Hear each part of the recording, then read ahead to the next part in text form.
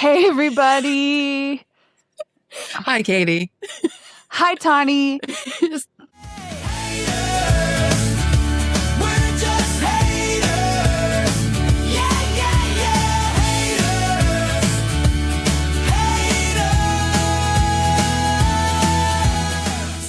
Who are we here to talk about today on Haters? Well, let me tell you, Katie. So we're talking about Brianna Chickenfry. Yeah. Government name, Brianna LaPaglia. Very Italian. Very Italian feeling. But before we do, what is your exposure to Brianna at this moment in time? How much do you know about her? You know, my first exposure to her was when everyone was making fun of J-Lo on TikTok. And I was gathering all these clips of people, and I just saw her with her Boston accent being like, "Yeah, J-Lo," and then I found out who she was a little bit, and that she was another barstool girl, and she had a podcast with her best friend Grace, and is on that one with Dave Portnoy and the young man named BFFs. Someone on Reddit called him a Victorian child, and I can't stop thinking about it.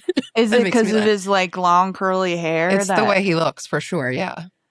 Well, then she dated Zach Bryan and had a lot to say about that. That got her in the news when they broke up. Yeah. That was when she took over the news. And yes. I guess he was abusive to her and also offered her an NDA to not talk about it. And she's kind of talked about it. Yes, lightly. So all of that is pretty accurate. And I think I have two disclaimers before I rip this poor girl to shreds. Okay. My first one is that she's young. I believe at this moment in time, she's 26. And I'm certainly not someone who's once you turn a certain age, you figure things out. And I'm also not someone who's they shouldn't be held responsible because they're young. But I do think there's nuance. So my hope is that with Brianna's exposure to online and some of the feedback that she does get, that she'll learn a little something. And these behaviors could change over time because she's quite annoying. She's quite insufferable. And then my second disclaimer is going to be that when we get to the parts about the NDA, I want to make it clear up front that I am in no way defending Zach Bryan. I am not an advocate for Zach Bryan. And I am not insinuating, when I talk about the NDA, I am not insinuating that Brianna did not experience abuse. That is not the topic that I'm talking about. We all know that it takes 0 time to convince me to hate a man. I don't have any problem with that. So, I wasn't there, So I think those are my two things that I wanted to say going into it. But there is so much backstory here. There's one other podcast that has covered her that I know of, and it took them 2 episodes. Yes. Yeah, it took them 2 episodes to get it all out. So that's the kind of stuff we're dealing with here. But she had already broken up with Zach Bryan when that came out, right? When what came out? The other podcast. Oh, yes. Her. I think maybe. Yeah, I feel I have to go back and check the timeline. I should have checked that. So Brianna Chickenfry LaPaglia, her claim to fame was a viral Vine, throwback to Vine, where she compared her legs to Burger King's chicken fries. And the name stuck and she ran with it. And then she kind of built a following and a name for herself through Vine, which then TikTok became the next best thing. What did she say it was called right before it was TikTok? Musical.ly. So she was big on there when it was Musical.ly, and she was known as Chicken Fry. And she's still in college at the time. So we're still talking 2019-ish. So I thought my first introduction to Brianna was the Zach Bryan thing. I had never really heard her name until she broke up with Zach Bryan. And then I have friends who are aware of her. So then they're like, oh, well, there's the grace of it, and there's this, and there's that. And I'm like, well, I love mess. So I started diving into it. But then when I saw Brianna's snark page, I was like, yikes, this thing is popping. I mean, I think it said there's over like 70,000 weekly visitors, which that's a lot of people. And snark pages are interesting to me because I do think they give you a good scope of the shitty things that people do. But for me, it also keeps me in check because sometimes they bitch about the silliest things that I'm like, all right, like, you know, like there's some, like even with the Brianna, you'd go through and they're like, oh my God, her hair was sitting to the left and not the right. What a fake bitch. And it's like, all right, you know, or just that post from the other day where she had filtered her face and then downloaded it so you couldn't tell what filter she used. And then TikTok was like, this seems AI generated. But that's so funny to me. Like, that feels snarkable. Okay. You don't think it is? No, it didn't make me like mad at her. Like, no. I know that's the thing about snark pages is it'll range from like, this idiot to like, she's terrible. You know? That's totally fair. And I agree. Because like the AI thing is just funny. Like, that's just funny and it's silly. And it's silly to think that like, I don't know. Like, just put your filters on. Like, it's okay. You know? Yeah. But I know. Yeah. We'll accept a filter. Whatever. Yeah. So, while she was in college and she's, you know, gaining traction online, doing these videos and kind of keeping up with the viral trends, she's noticed and hired full-time by Dave Portnoy of Barstool Sports, who is a personal enemy of mine. Like, I hate his guts. And from there, she decided to drop out of college, take the job. And that's where the name Chickenfry actually came from. I made a Vine where I thought my leg looked like a Burger King chicken fry, and then it went viral, and I'm like, I'm just sick with the Chickenfry name. So that's why I made my TikTok name that, made the hangover videos, and Barstool DM'd me one day, and I'm from Boston. So Barstool's like mega in Boston. It's like Dave Portnoy is God where I'm from. So I was like, oh my gosh, this is so scary. And they DM'd me to come into New York, and I went into the office. I got drunk before because I was so nervous, and they gave me an internship while I was at school. Oh, that's wild. Yeah. So you were going to school there? I was going to school in Cleveland. Oh, how'd that work? Wait, isn't Cleveland, Ohio? Yeah. Oh, you dropped out. Got the internship. Well, I was still in school doing it, and I was like, I got to pick I was pre-med. I got to pick if I'm going to ruin my career like online. I can't be a doctor if I'm like drunk online. So I was like, kind of got to pick one of the two, and I dropped out, and it worked. I like got a U-Haul and drove across the country by myself and moved to New York. Was that a hard decision for you? Yeah, I cried for, I don't know. It's just so weird because you don't know if it's going to like work out. So I was really intimidated and scary. Like, I only had, I think, 80,000 followers when I dropped out. On Musical.ly? On Musical.ly, yeah. And she eventually ends up becoming part of BFF's podcast. She has the host of her own show, Plan Brie Uncut. Plan Brie Uncut originally started as commentary and reactionary videos, but it pivoted to a podcast style format in 2020. And in 2022, Grace, which we're going to come back to Grace comes on as her co-host. So they were hosting the podcast together. So Brianna's story about this come up of how she got discovered by Dave Portnoy, it kind of changes every time she's interviewed about it. So she has said in a couple clips that she was always blogging everything. She constantly had a camera out in her friends' faces and her faces. She just loved like that kind of attention and like that diary style recording. This has always been her thing. But then there's other interviews that you'll see of Brianna where she's like, oh, well, I was just a really weird kid and I didn't know how to speak in public and I really didn't like to be in the attention. So it's like it very, like she goes back and forth on what her origin story is. She goes back and forth on a lot of details. Like I think like hypocrisy and contradiction are like the things that drive her not her fandom, her snarkdom. Yeah. Crazy. Yeah. So when she moved to New York, this is another thing that she flips back and forth on because sometimes she'll say that she moved there alone and she sought this out all by herself. And then other times she says that she called Grace from the jump and asked Grace to come with her to New York. So her and Grace moved to New York together in some capacity. They're living in this shitty apartment described by Brianna. And Brianna is taking Grace with her to Barstool offices. She says like every day. and just trying to get her in the mix. And she's like, somebody will hire you. You're so funny and wonderful. So this is kind of the origin story. So Brianna is in at Barstool Sports. She's like the new hot thing. She's trying to bring Grace in. She's getting these podcast opportunities and, different branding opportunities.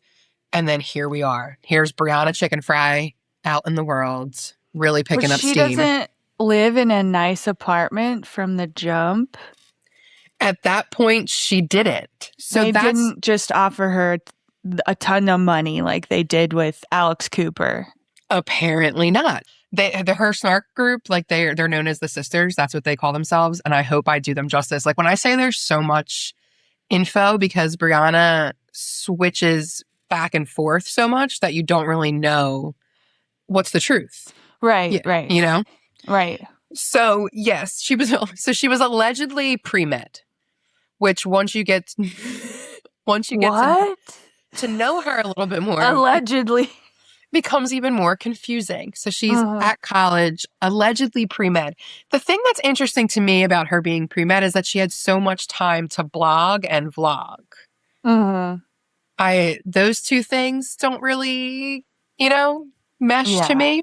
Yeah. Her other claim is that she was already doing a version of her podcast, I guess, when Dave discovered her. But now that you say that, like them not offering her an apartment, I am kind of like, when did the money start coming in? Like, I wonder what the initial deal was. Yeah, and it's probably, there's something more nice about a story where you start off at the bottom. She was an intern. That's what it was. She was brought in as an intern. She was eventually hired full-time, and that's when she was given her own show and all those different things. It's messy. There's a lot of flip-flop. So she vlogged full-time, per her own statements, was always on camera.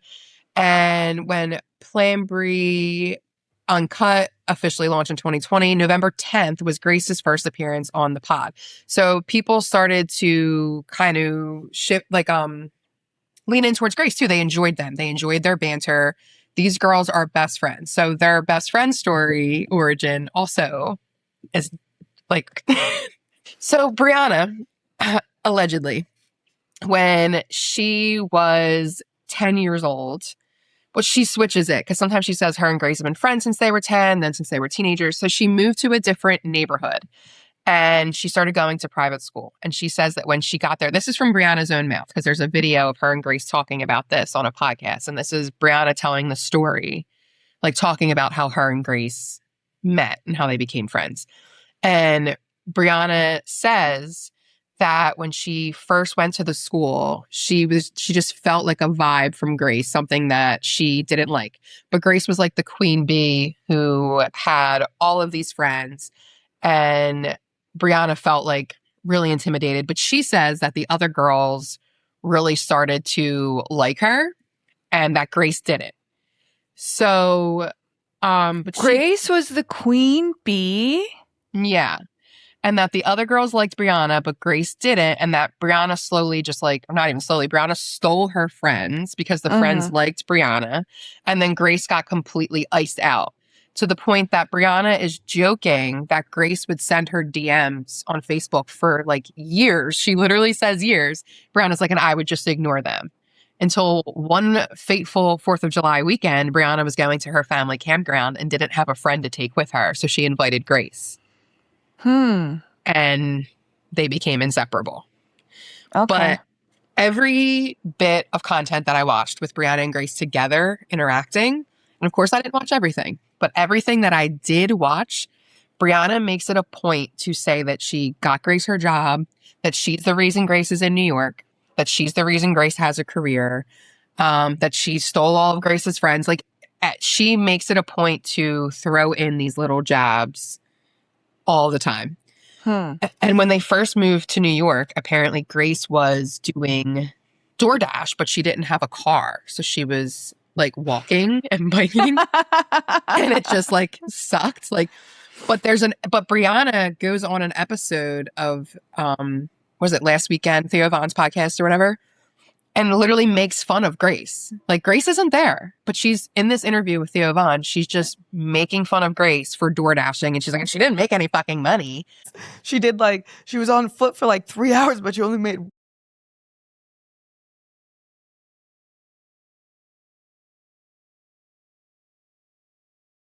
redhead. Yeah. Yeah. She's Irish? She's Irish. She's Irish, yeah. Yeah, beautiful young lady. She seems like you guys have a lot of good time together. Yeah, so she's a down girl. But it could have went really bad. She was door dashing when she moved here. Really? So she could have. And what do you still mean, been knocking doing and running off or whatever? Yeah. No, she was on foot delivering food. Oh, really? On foot? On foot. Oh my God, what? On foot. She would have to go. I remember it was Super Bowl Sunday and she had to go from the top of Manhattan to fucking try back out on foot in her Sorel snow boots. She was on foot for 3 hours, but she only made one delivery because she had to go so far. So far. Psychopath. Yeah. And she still couldn't pay rent. Yeah, no shit, dude. Well, she could have if she'd have been sponsored by North Face, dude. How fucking far is that trek? That's gotta be. It had to have been a 3-hour trek on foot. And she would come home, she'd be purple. It was so bad. It was so bad. And I'd come home I'll get you a job one day. Please. What about you get there and they're like, you forgot the sauce, and then you just literally take a sword out and just take your own life right there? It was close to that. Yeah, it was crazy. And at this point, they're friends. They're best friends who do a podcast together, and she's making fun of her for I might do that. what she did have I mean, I guess it depends on where the friendship is at. And since they're both but it does seem comedians. But that's why I was surprised that Grace was the queen bee, because their friendship has always seemed very Brie being I'm the alpha and you're the beta.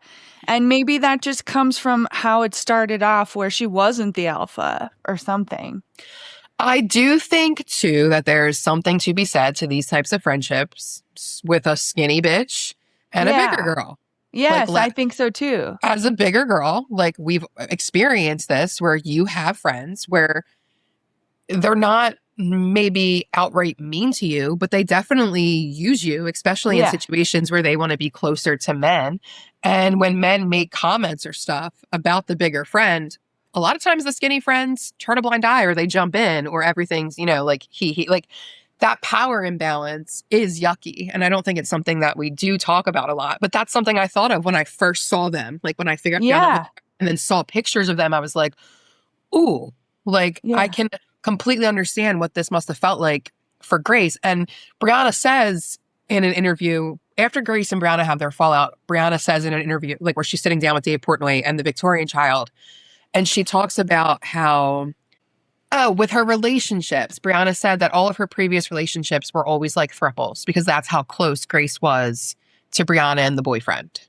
Oh, God. Mm-hmm. And I was like, I know that dynamic too, because the Briannas act like it's a Grace thing, right? Grace just can't be alone, so she always has to be around us. But when you're the Grace in those situations, it's the Briannas who don't want to be alone with their boyfriends and always make you be around and shit. And then they act and I guess maybe just want everyone to be there for them. I'm the center of this three-way, which is not a three-way, but the two people who love me the most are here with me at all times. Yeah. Yes. So I guess we're just going to have to we're just going to pick a controversy, and then we'll just dive in that way. Because I feel like if I try to give you things in any kind of timeline, I'm just going to make us both crazy. Yeah. So pick one, anyone. Let's see. Let's go down to the list. I made a list. So there is the Menendez brothers controversy. Oh, yeah. Do you remember this? A little bit. A little. Mm-hmm. I mean, it's not the craziest thing that's ever been said, right? But when discussing the Menendez brothers, which If you don't know. Yeah, there was the show, and so then it was everywhere, the story. Yes. And so everyone's talking about it. yeah, and people like our age and a little older who were there for it, I was aware of what was going on, what they said about their dad in their trial. And she just decided to make a TikTok or something by knowing nothing, right? Knowing nothing. She talked about it on the podcast too with Grace, and she was basically just like, they should have just left. All the time. What about the Menendez brothers? Him just playing that crazy song at the fucking funeral. Oh my God. What's your take on the Menendez brothers? I love the gay one. Oh my gosh, you love him? Do you think they should be like the actor?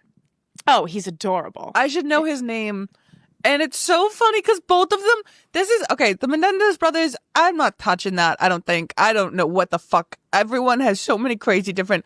They shot their fucking parents in the head, okay? They shot their parents in the head. I understand. It doesn't matter. You can't kill people. You can't kill people. You can't shoot them in the head face blank, okay? And then just play, Krabby Patty, let's use all the money. I don't care. We were talking about this weekend. You premeditated, shoot your mommy in the face, your daddy in the face while they're on the couch, and you think, woohoo! Oh, that's because they were mean to us. They did bad stuff to us. You run away. Run away. You don't need to kill people. I think you should be in prison forever because you murder people. I think that's how the life works. You murder people, you stay in prison. If you think that's wrong, maybe we need to talk because murderers go to jail. Mm-hmm. Your father raping you, it's just a whole different thing that you wouldn't understand. We both wouldn't understand. No shit. Like, that guy deserves to die. Like, I probably would kill. You can't kill people. You're doing just as bad. You can't kill people. I don't know. It's wild. It's just you run away. Run away. Yeah. Get out of there. Go to college. Run away. I don't know. Burglary. Do burglary from your parents and run away. You can't kill people. I get it. You can't kill people. There's some people I could kill. Hey, you know what? I don't know. Hire a hitman. Try to get away with it. They don't exist. What's your best bet? Yeah. Like, there's other Don't steps. kill your parents. That's crazy. There's other steps to take before you kill your parents. And it's like, yeah, like logically, I think we all know that. But like, that's not how. But that's not what happened. Yeah. And that's not how abuse works either. Right. You know? So that, not great. And then lightly tied to that, I guess, in a sense, is that there were these hockey players from Massachusetts that were killed. And Brianna on her podcast decided to talk about them and say that the town wasn't actually, Brianna grew up near that town, and the town wasn't actually mourning them as hard as they were acting like it. It's just a clout grab. Like when people die, people always want to pretend they knew the person. Okay. Which, like, that's a conversation to be had, but not here. When someone just died. Multiple. Or a group. Yeah. Yeah, multiple people died. And she was very just yucky. And what I found too is that, because she was often making comments like this on her podcast and then being called out. And then what you would find is that she doesn't acknowledge it or apologize. But she there's been a couple of them where she'll act like Grace said it. No. Yeah, that's what she did with it was Millie Bobby Brown. Apparently they had made some comments about Millie Bobby Brown when she was like still a child. And when people called them out, she was like, well, I didn't say it. Like, it's literally recorded. Yeah. It's recorded.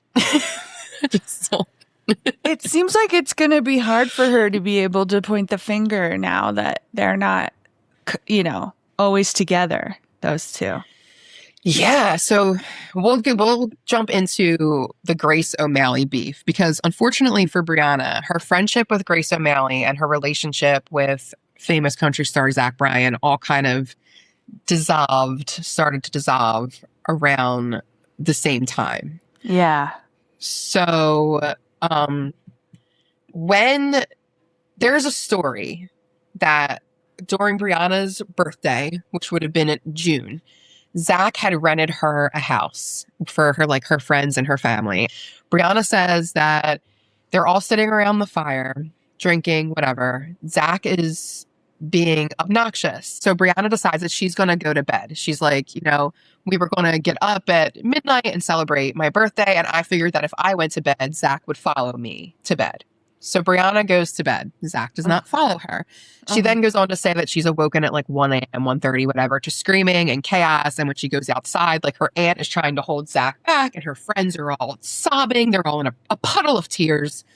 And she can't figure out what happened. And first she says that she tells Zach that he needs to leave, but then she says that he ends up apologizing to everybody at some point. And allegedly, there is a video of whatever mystery altercation took place between Zach and Brianna's friends. And before Brianna woke up. Brianna woke up. Allegedly, Grace has this video. According to Brianna's, like, things that she's alluded, this could, like, ruin Zach's life. And this was, like, part of the core reason that Brianna said that, like, the NDA was even a thing. Like, this was one of, like, the little bombs that Brianna dropped. It was like, oh, there's a video. But the thing that's crazy is that, like, at the time of the breakup, when Brianna's alleging all of this, her and Grace weren't even talking anymore. So now she's kind of offering up Grace and being like, Grace has this information that could destroy Zach Bryan. So people were really annoyed by that because they're like, you're already in the middle of a friendship fallout. And now you're involving her in this thing that you're saying includes, hush money and abuse. So, right. And so the only way that we're going to get to see the footage is if Grace produces it. Right. So when Grace and Brianna have their big falling out, obviously Dave Portnoy has to address this on BFF's pod because he has to fucking address every goddamn thing. So that's when Brianna really also opened up about the abusive relationship with Zach. And she acknowledges that it led to her treating her friends badly and icing out the people that were close to her, that she was acting differently in private versus in public. All things that are very standard if you're in an abusive relationship. But then she goes on to blame and shame Grace for not standing up for her in the public eye. And this is where I was confused because I was like, with what? So Brianna's basically insinuating that she's in this relationship with Zach. It's crazy. It's awful. She feels awful. She's acting awful. Zach acts awful.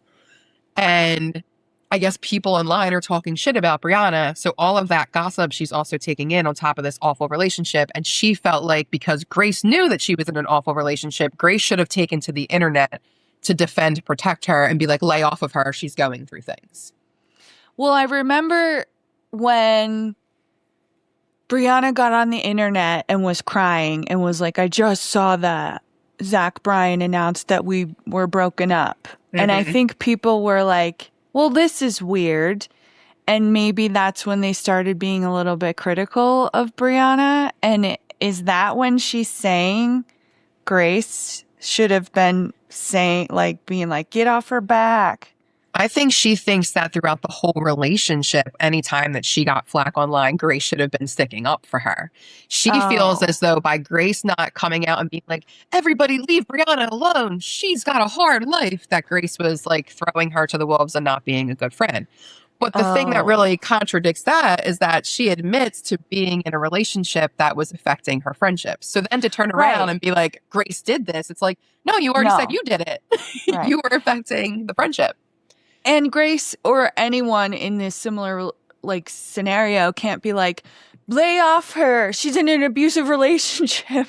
You know? Right. Like, what was she supposed to do? And then also, like, Brianna and Grace were going through their own shit. So, I mean, honestly, there was probably a lot of times where stuff was coming up online and Grace is like, that's true. Or like, I agree with that. And so not saying anything.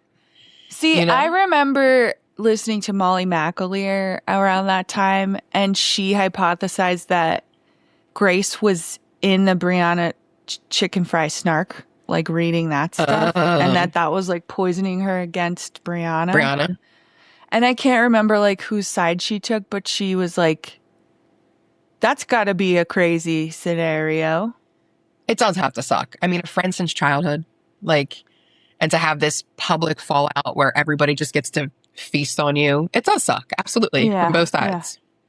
But again, like we were saying with the power imbalance, I think Brianna fails to realize the power imbalance of her fame.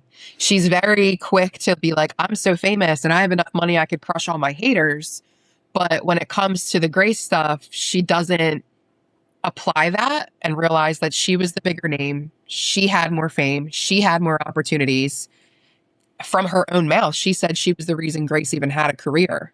So to expect Grace to kind of step in front of things just seems a little unfair to me. Yeah. Yeah. Unrealistic too. Unrealistic. So the last episode that they did together of their podcast was in October 10th of 2024.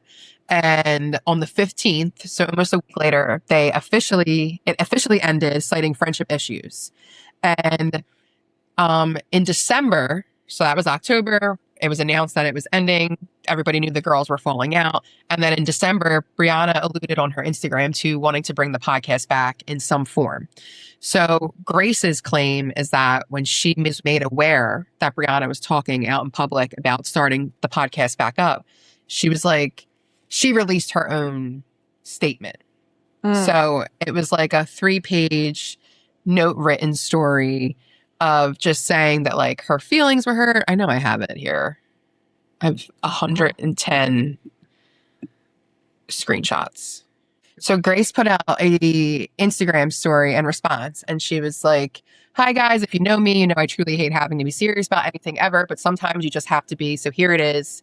Can you tell I'm trying to stall even in this weird notes app post?" Aren't comedians so funny? Like when they try not to be emotional when they're talking about something like I guess it's not even a comedian thing. This is like such a emotionally stunted girl thing. I shouldn't have even said comedian. This is an emotionally stunted girl thing where it's like, don't worry guys, I'm fine, but actually I'm dying inside and now I'm gonna lightly talk to you about it. So she says, for months, I've been radio silent about the status of Plan Bri. It has killed me to leave you guys hanging. The plan was for Brianna and me to put out a joint statement about the end of the podcast. Everything's so weird and unfamiliar at the moment, so I've just waited for the cue to put that out. She goes on to say that seeing all the tags on Spotify Wrapped has her feeling proud of what they built, nostalgic for all their years, and outright heartbroken that this chapter is closed. But we agreed to make a joint statement, so I replied, cried, and chose not to repost or say anything until it was time. So, she goes on just to talk about what this chapter in her life has been about. And then I guess this sets the internet, per Dave Portnoy, this sets the internet ablaze and then sends people coming for Grace. And again, this is another time where Brianna feels like Grace should have been protecting her. But Brianna is the one who went public saying that the podcast was over. So then, of course, that's when Dave had Brianna on when they did the BFFs podcast where she broke down like everything about Grace and her side of the story. And it's just a lot of like, she doesn't think that Grace should get to address things publicly, but she is doing a whole podcast to address something publicly. And then there was also, she was sliding into the DMs of fans who were like posting in defense of Grace, and she was calling Grace evil, and she was saying like, you have no idea, she's a manipulative bitch. Oh my God. Yeah.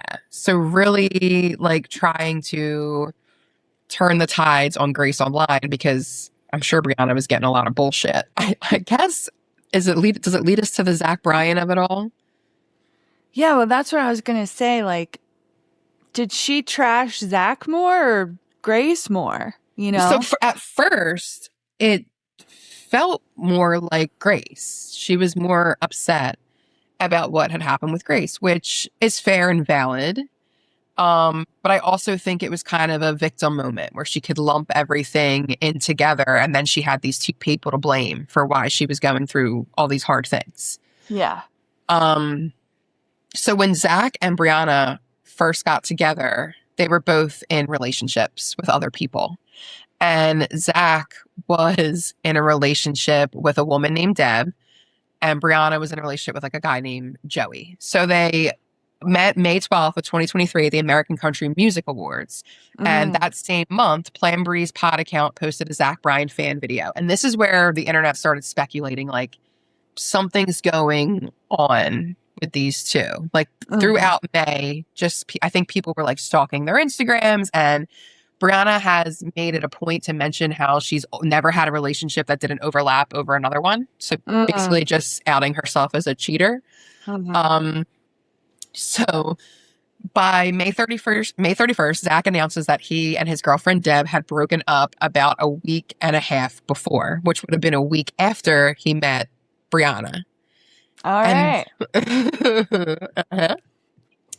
And then Brianna is like, this was kind of crazy too. So I watched her with Dave Portnoy being like interrogated about this relationship, where Dave's like, well, people saw you wearing a necklace that was similar to one he had. And what's this accusation? And like basically trying to poke holes in her timeline, wanting to prove on the podcast that she had cheated on her boyfriend and Zach had cheated on his girlfriend. And it's Like crazy to me when because like the relationship was new. Yeah, this is when it's saying brand that? new. He was Okay. like pushing at her. And then it's crazy because halfway through the interview, she's like, oh, well, I'm at his house. And she was like podcasting from his living room while she's saying like, well, it's just like a thing. We're just like dating. We're just like talking. Oh.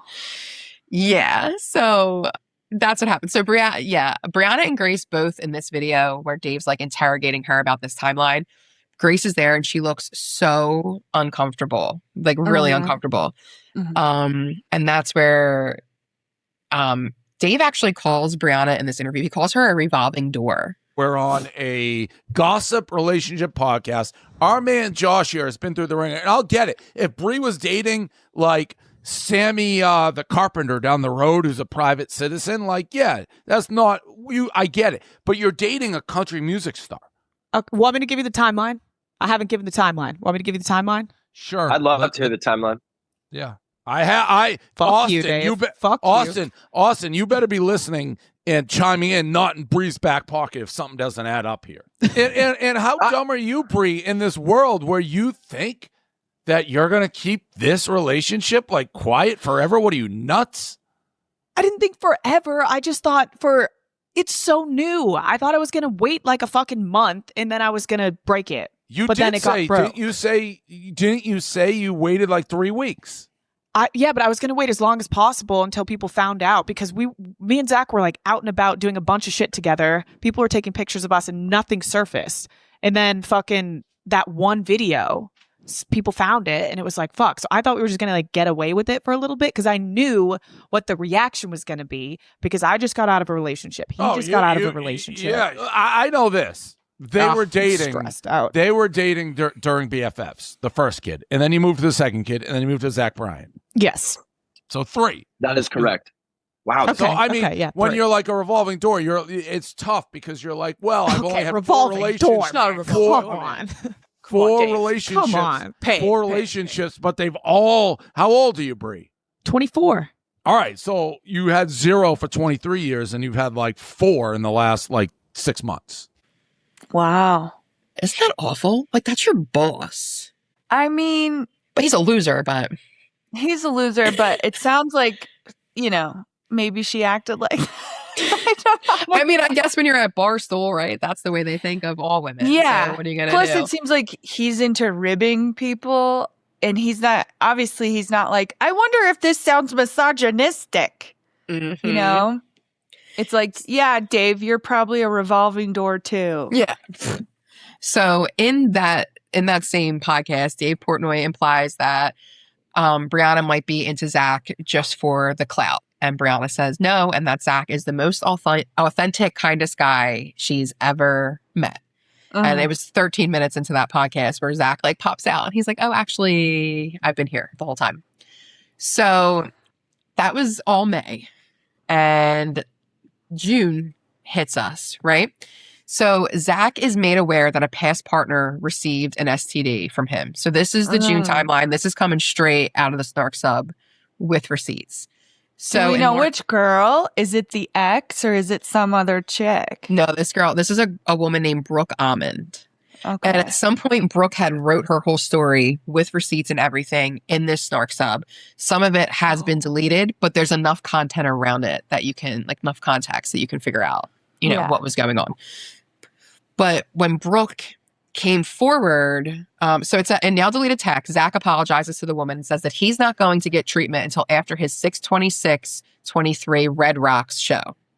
On June 23rd, Brianna attends Zach's New York City show, and they were all on stage for a revival. And that's just letting us know like how close this relationship is. Brianna's like at every show. She's touring with him a month into the relationship. He brings her on stage. Exactly. Mm-hmm. So on the 27th, wait, so this is what's so on the 27th, Brianna and Joey break up publicly. I forgot that her and Zach weren't even together yet. So that yeah, I'm just podcasting from his house. It's normal. That must have came after. That must be the timeline must be an error on my part.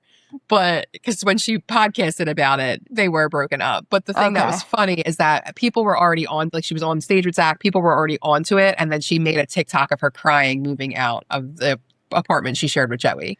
She's like, "Oh wow, so that was serious." Okay, right. But she was already in another relationship. Like that's why that's even meaty, or why it's even included. So her and Zach are together. Upon meeting, they allegedly went on this 18-hour road trip that ended with them getting matching tattoos of a stack of 18 pancakes.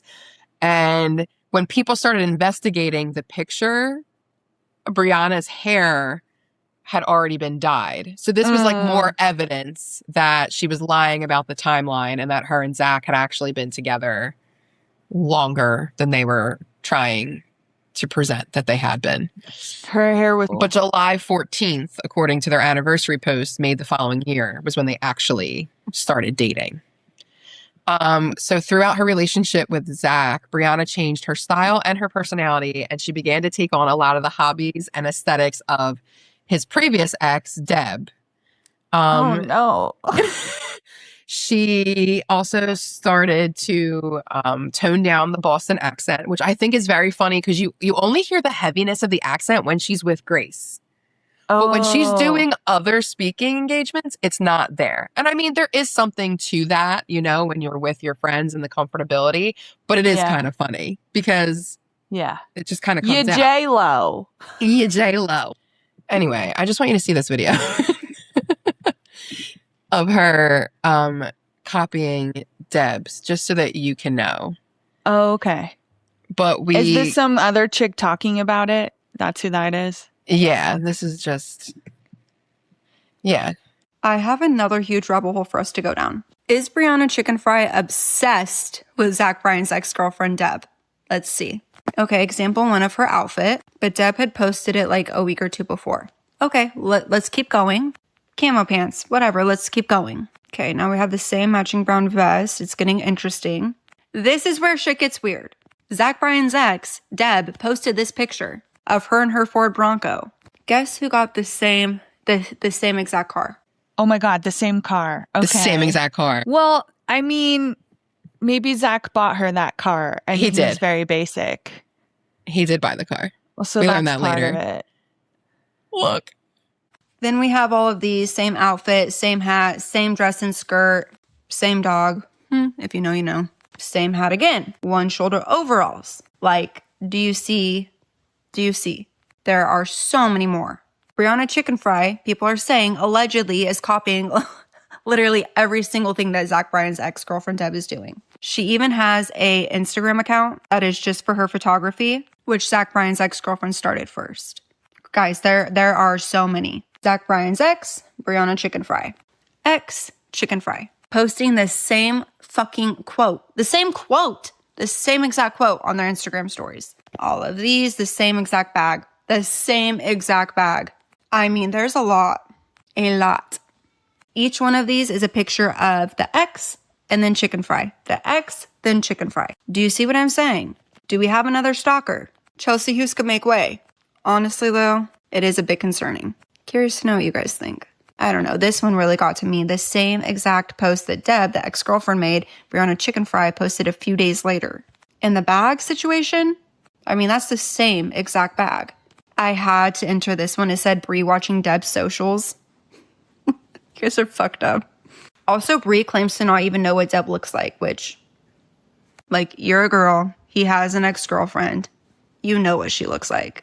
Curious to know what you guys. I mean, I don't know. Is some of it just like what a girl wears? Do you think, do her outfits look different than they used to? So that's the thing. Like, to me, I'm like, like, if I didn't know anything, previously she had a very different aesthetic. Like, I mean, at one point her hair was like dyed pink and she was doing more of like a skater emo type vibe. And then when she got with Zach Bryan, it was very country-esque, very chic, very Deb. What if he picked out both of their clothes? What if he did? What if that's that's the thing? weird too, you know? I know. But then there's like, there's the Bronco. She posted like the same quote that Deb had posted on the same day that Deb posted it. Which like some stuff's just what like, can she be thinking doing that? That's the part that I don't get. But I'm also, in what world could that have been a coincidence? You know? It's not. And it's Right. weird. It's weird to make it obvious to us. That's what I don't understand. I don't get. Well, you know, at this point too, though, I think people like loved Brianna so much. Like she was kind of beloved in the beginning of her relationship with Zach Bryan. I think people enjoyed her online. They found her funny. I'm sure she had haters, but I think at that point it was more like, oh, it's a fun drunk girl with a podcast, because that was her big shtick, was talking about her hangovers and, you know, whatever went on in her day-to-day life. Oh, the other thing she did with the copy of Deb thing, which this would really grind my gears, is that when Deb would do like, because she would do like content on her own page and she'd be like, okay, guys, let's debrief, like DEB in capitals, like Deb, debrief. And then Brianna started doing debriefing, but with BRI for Brie in capital. That's so stupid. Like, so let's debrief, guys. That's not, because she already has these cute little things like, oh, one time I made a Vine about chicken fries and now that's my name. And then like, my podcast is called Plan Brie. So cute. It's like, then you don't have to steal Deb's. I know. Like, you seem to have a lot of, I don't know, little nickname things. Good job, girl. So, a big controversy that popped off while Zach and Brianna were together during their little toxic fling is that in April of 2024, after Zach's birthday party, people noticed pictures of their dog, Boston, which Zach got this dog for Brianna. They noticed pictures of their dog, Boston, in the background and a whole entire cake on the floor. And the dog's eating the cake. That's what I was like, uh-oh. I mean, the picture is the dog's face in the cake. And they took took pictures of them being terrible dog parents. Really, really, really bad dog parents. That dog's going to have diarrhea, and they ruined their cake too. So that dog ended up needing to have emergency surgery. Oh my God. And I just thought diarrhea. So that's crazy. Here's the twist of it. So Brianna's claim, though, when Boston was lethargic and throwing up, not doing well. She talks about this in a TikTok, and she claims that they thought that Boston must have eaten the edible cake toppers. So she calls them edible, but then in the same almost sentence, she goes on to say that they must have had plastic or metal in them. But we had saw a video of, Boston eating excessive amounts of cake. Like it's in stills, It's in a video. So Brianna claims they found metal inside of Boston and that she needed to have surgery because the foreign body punctured holes in her in Boston. She was continuously talking about how much the vet cost, and she blamed the vet for not doing an x-ray sooner, because apparently when they discovered how bad the issue was and they figured out that Boston needed surgery, this was their second vet. They had already been sent home once. Brianna says, so we got here in like 2 minutes, and now I guess the doctor came back up and talked to us. The Boston is downstairs, like in the medical center, and she, I guess, is in a lot of pain, and they don't know if she's going to need emergency surgery again. That's what we're waiting to find out. We've already paid like $20,000 in medical bills, which I'm not complaining about. I'm lucky enough to be able to, we can afford it. But it's the fact that we took her to the vet so long ago to be cautious, and the the emergency surgery could have been prevented and the holes would have not been poked in her intestine and we wouldn't be here right now if the vet just like listened to our concerns and fucking x-rayed her. Which she doesn't know Well, that that's I don't true. know. Yeah, I don't know about that. Right. It sounds like Brianna was going around calling the toppers edible, and they weren't. And they weren't. And if you call a vet and say that my dog got edible cake toppers, they might be like, well, monitor them for stomach issues. That's a lot of sugar. You know, but unless it was something like genuinely poisonous, they wouldn't have considered it emergency or thought of a surgery. So what stems from this, though, is where she decides that she's going to launch the Boston LaPaglia Fund, and she's going to start collecting money, like creating a fund, a donation for people who are going through things with their animals when they need that quick money so that she can help take care of them, which that's nice. Great. Sounds great. Never happened. It never came to fruition. Do you know what kind of website she wanted them to donate to, or if it was just like Venmo me? She didn't have a plan. I don't think she had a plan because I think in her mind she was going to fund the whole. I think she thought that people thought that she was going to be like, "Oh, your dog's sick. Here's 10 grand," and that she was like pulling wads out of her pocket. Because she does that a lot too. She does this thing with like donating clothes. She'll be like, okay, girls, I just dropped, 6 bags off at this location. Go grab them. Or she'll be like, oh, I went to my old town and I drove around for coffee and I donated, $100 to the workers, the cashiers. Like this is a thing that she does, which it's like performative. Yeah. I'm so kind and generous, which fine. You are. If you're going to give out $100 bills, fine. You can be called generous. They better be true, though, because if it's not, then that's fucking crazy. Then you look like a silly asshole. Yeah. And then, obviously, the fund never happened, which is just nuts. So, in an October 21st, 2024 Instagram post, now, if you remember from the Grace thing, this is like a week later. This is like a week after they announced that Plan Brie is no longer. So Brianna had shared a photo of a handwritten note detailing some pretty intense feelings. So it says, and eventually you'll find that life goes on even if you don't want it to. The days will pass and the world will move while you ask it to stop. You'll believe life is cruel for continuing on while your feet are stuck. You'll find people and moments to blame for your concrete feet. Then there will come a morning when you wake and realize things go on. Life isn't cruel, your feet are. The world keeps on spinning in hopes of showing you that you can as well. But all was revealed the next day. Who wrote this? I think this is some of Brianna's poetry. Yeah. She's a poet too. She's a poet, photographer, famous on Vine. She's a vlogger, podcaster. Pre-med student, friend to all, feminist. I don't think she's a feminist. I can she tell thinks already. she is. She thinks she's a feminist. She doesn't know what it is. You can't be a feminist and work at Barstool. Let's just put that the fuck out there. And her defense to that is always that there are women that work high up in Barstool. And it's like, yeah, they can be misogynist too. Yeah. And also, like we said, she's just fucking young. And people say something like, you're not a feminist. And she'll go, yeah, I am. Oh, you need a reason? Other women work at Barstool. Right. It's fine. The CEO is a woman. We're like, you don't make any sense. And it's like, yeah, because she's like 21. So Zach Bryan was apparently called on Raya around this time that Brianna was experiencing these intense feelings. And when people came to the internet and were like, yo, Zach Bryan's on Raya, maybe him and Brianna Chickenfry broke up, he made an Instagram post. And they had, right? Yeah. And he made an Instagram post confirming it. So according to Brianna, when this post came out, this is her response. This is her YouTube video response to Zach Bryan announcing that they had broken up.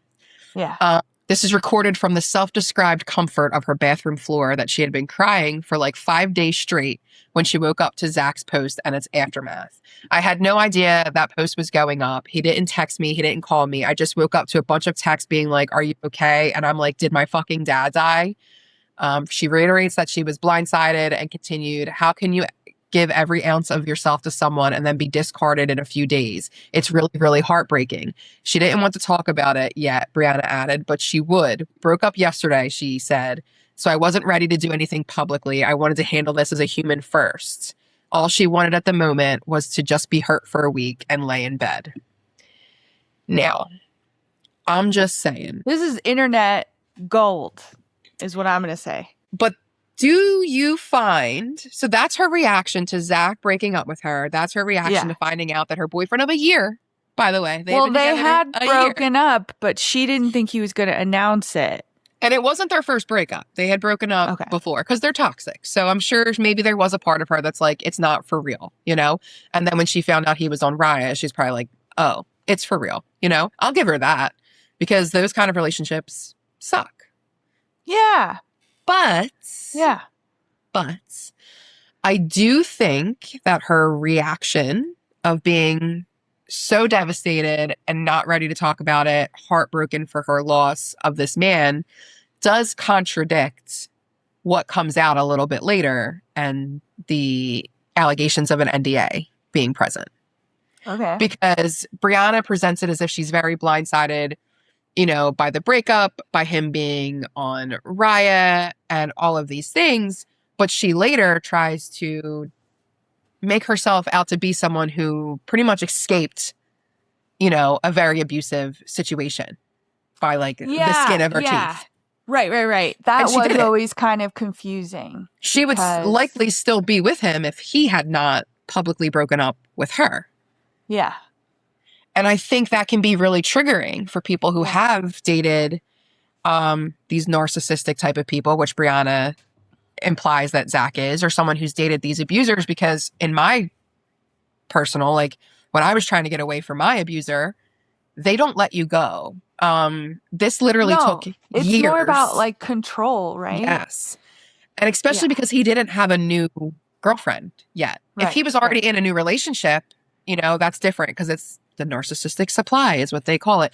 But I thought, So the fact I think that she tries to act like he's so dangerous and he's so obsessed with her and he can't let her go, but he literally broke up with her and then didn't talk to her. Well, I mean, they did talk again. There's some text messages, but they didn't see each other. There wasn't any like post breakup hooking up, you know? Well, wasn't he like going on tour, you know? Zach Bryan, he's just a drunk white dude, you know, and he's just fucking country boying online. He just plays me. It's just you scroll through. He's just the videos of him sitting in a field with like fucking cows mooing in the background. I swear, and that's like his whole thing is that he records like not in a studio, you know, so that you can get authentic sounds and everything. Like on one of his tracks, on his track 28, you can hear Brianna's laugh at the end of it because they like recorded out in the open. Or something like that. And I'm like, well, great. Now she's on his fucking album forever. Yeah. Whenever I learn about him, though, I think he sounds so uncool. He's a dork. He's a loser. Yeah. like that's my whole thing is like, I'm not a Brianna Chickenfry fan, but in no way am I a Zach Bryan fan. Like he's a drunk white dude loser. Like I know tons of these dudes. They're all exactly the same. He allegedly did get sober back in August. And he made a post about how he had been sober for 2 months. But then when videos of his wedding surfaced and pictures, because he's married now, even though it's only a year later.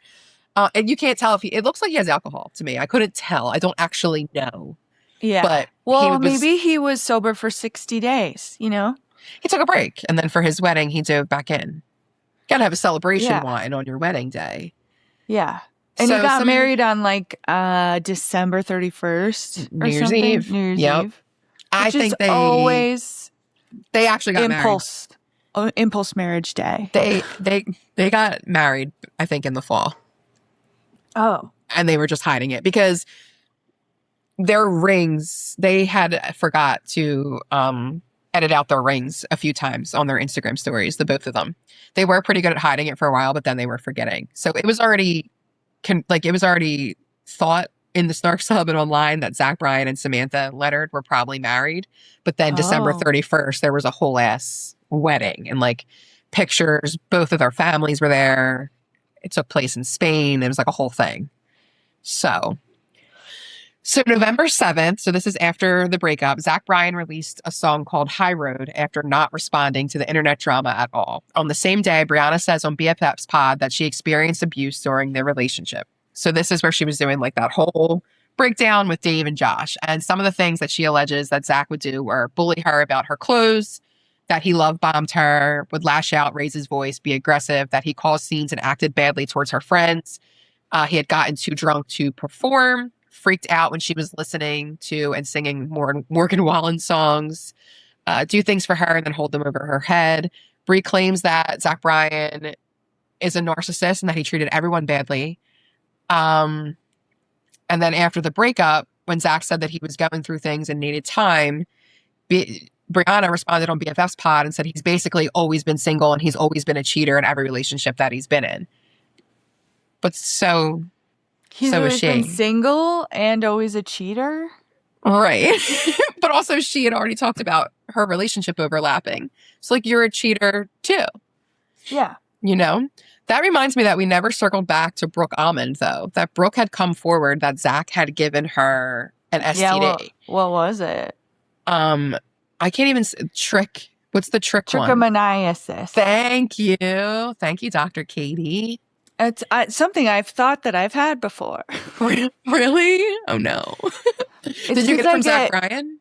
Yeah, it's because I had sex with Zach Bryan, and also I get a lot of yeast infections. And so if they seem like they're hanging around a long time, I go, oh, apparently the symptoms are very similar to this really bad STD that they treat you with horse pills for. You know what I mean? Like, it's just kind of like a super, I think it's like worse than chlamydia or gonorrhea because nobody bitches about those. But this one, people bitch about. Yes. Anyways, I didn't have it. That's great news.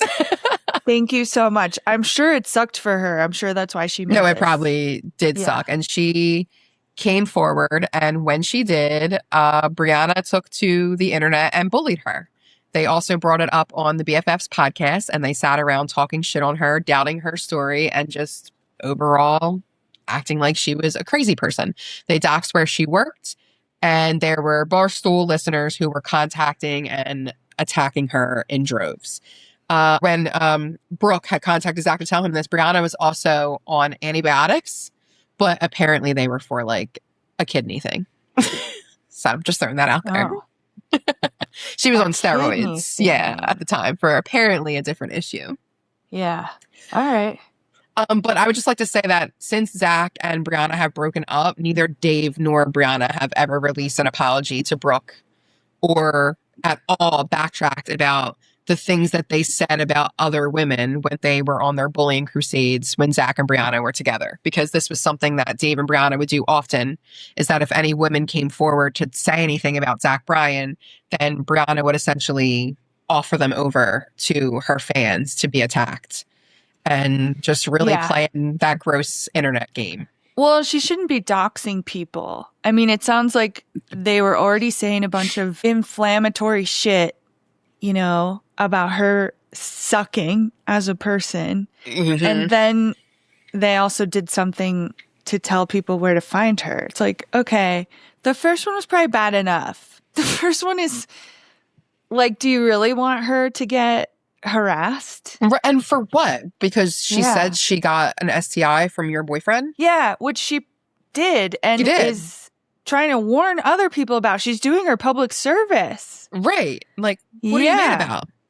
Yeah, it's very uncool, you know?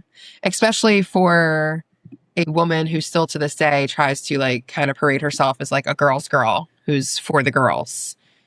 Like, you're not at all. So it's around this time when she alleges that Zach Bryan offered her $12 million. Sometimes it's 12.9, sometimes it's 13 million. It jumps around.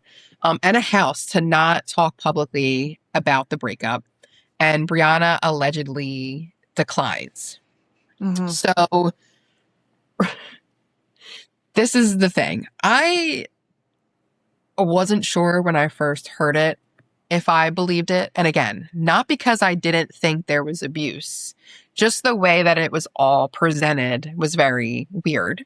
And because she had already been mourning so hard about the breakup online, I was like, it feels strange, like that it all is kind of rolling out this way. So then, of course, when I started paying attention to the Snark Stub, I was gifted little treats because when anything pops off with her or Zach, it's there, for my enjoyment. So for some reason, oh, you know what? I do know why. I was going to say Zach posted these texts for no reason, but that's not true. Brianna is constantly reposting and commenting on TikToks that like allege to abuse, or if they mention Zach Bryan, or like she's always in the TikTok comments, just getting involved. And I think at this point, somebody had said like, oh, I wonder who Zach Bryan writes his songs about or something like that. And she replied in a TikTok comment, he doesn't write them about anybody. He writes them blackout drunk at 6 a.m. Oh, okay. Something like that. So he was pissed off, I guess, and he posted 2 of her text messages to his Instagram story. So the first one is a text that she sent him like right around the breakup, but we can't see the date, and I wish we could because the NDA date texts are from October 27th. But this one we can't see the date on. And this is her to Zach. So this is what Brianna is saying to her abuser after she accepts, I guess, that they are broken up. Enjoy Oklahoma and know through this, all I still have love for you, and things would have ended a lot differently if it were up to me. I hope one day you can see past all the bullshit of your life and know I was always in your corner. Finish off that last leg of your tour strong like you always do. Enjoy Paris, and wherever you end up, just know that I'll be wherever I end up, wishing the best for you. If you ever need a family to lean on, mine will always be yours, me not attached. I'll never forget the love I felt for you at one time in this life. Timing was wrong and you weren't ready, and that's okay. Enjoy being a rock star. If you ever need a friend that gets it, I'll always be here. I don't break my promises. I never wanted the lifestyle or money attached to you, just wanted to love someone I felt was worth loving. And I'll choose to believe you didn't mean all the things you said to me tonight, even if you did. I want to leave this with love and love only on my end. That's all I wanted, and I do believe I deserved a goodbye. You knew you'd never see me again when you left. And so did I. Tell Mac I love her. That's his sister. And please take care of Stump, a cat. I'll think of him every day until I die, and give Jack a big, huge hug for Boston and I. Jack's a dog. So that's a text that she sent to Zach after they broke up. Okay, so here's a question. When you've known or been a domestic violence victim, have you tried to get out of the relationship, or do you go back to your abuser and miss them if they break up with you? Both. So yeah, I hear what you're saying. So there's a chance that she could have sent these texts in hopes that she was like smoothing over a blow up fight that they had and that they were going to get back together like they probably had many times. Is that what you mean? Like, is that what you're thinking? Yeah, I guess I'm also thinking, I don't know. I always was like, well, so how did he abuse her? Did she ever go into details? Like, she makes a big deal about not accepting an NDA payout. And I'm like, okay, so tell us. Even though maybe that seems weird, but I'm like, I thought you were gonna like expose something and you were gonna let us know that you almost got $12 million, but you're here to do the true thing, blah, blah, blah. And then she's just like, anyways, he sucks. So that's what pissed me off, is because like, if she really was offered an NDA and she really did turn it down, good, great, good for you. Tell your fucking story. I believe in that. But I just don't know that I believe that she was. And I don't appreciate her being like the face or attempting to be the face of like, all wronged women or all women who have escaped these awful situations, when that just doesn't seem to be the case. And again, I'm not saying there wasn't abuse. I know Zach Bryan sucks. We've already said that. But you're right. The things that she alleges, not that they're not bad, but she acted as if there was like this smoking gun, as if he had like done something really, really awful. And that's what she did with the Grace video too, is that, you know, whatever took place in this video is so bad. It can't ever be seen by the public. And Zach knows that. And that's why he offered me the money. So the other text, though, that Zach releases, this is where it's like kind of confusing because when so Zach posts this text that to me looks like negotiations. And it looks like he's texting her, but the wording is confusing. And then Brianna, in her defense, she posts her side of the text. So let's go through Zach's first. So this is a screenshot Zach posted to his story, and it says, where I'm at. Option A, 12 million, I say nothing. So this sounds like Brianna's talking, right? 12 million, I say nothing about him. I just say, yeah, we broke up. I really want to move on and heal. Option B, Duxbury House. I essentially take the high road. Talk about the ending. Won't talk about the non-public cheating. There's a lot throughout our whole entire relationship I'm finding out about. I won't talk about him being a narcissist. Just say he did me a favor. I'm happy I got out and wish him the best. Let him be a lesson learned. Can guarantee the Grace recording shit never gets talked about. I have no control over Josh and Dave. They really hate him, but I will not feed into any of it. They are on their own. They have no insider information from me, so everything they ever say would be already public knowledge. Option C, essentially a messy air out everything I experience and don't hold back. And the response is KK finishing, we'll read it. So then in response, Brianna posts what allegedly is like her side of the story, her side of the text, and it says, I rest my case. This is his manager texting me their options for a DNA. But NDA. This is for DNA. They needed her DNA. Yeah. For I was like, what? That's crazy. Oh my God. So, but this is a screenshot, right, that Brianna's saying. But the top says, one sec, gonna have Stefan and David approve first. Just finished typing. So it says, A, Duxbury House plus $3 million, or B, a $10 million payment. Terms would be, say nothing about Zach. Just say, yeah, we broke up, really want to move on and heal. Won't talk about the non-public cheating. Guarantee the Grace recording never gets talked about. She has no control over Josh and Dave, but she will not feed into any of it. She says they are on their own. They have no insider information from me, so everything they ever say will be already public knowledge. Basically, Brianna will be the verification for any speculated rumors or conspiracies. She will deflect or defend Zach in moments people try to pry at the relationship and details during it. So that's all she shared.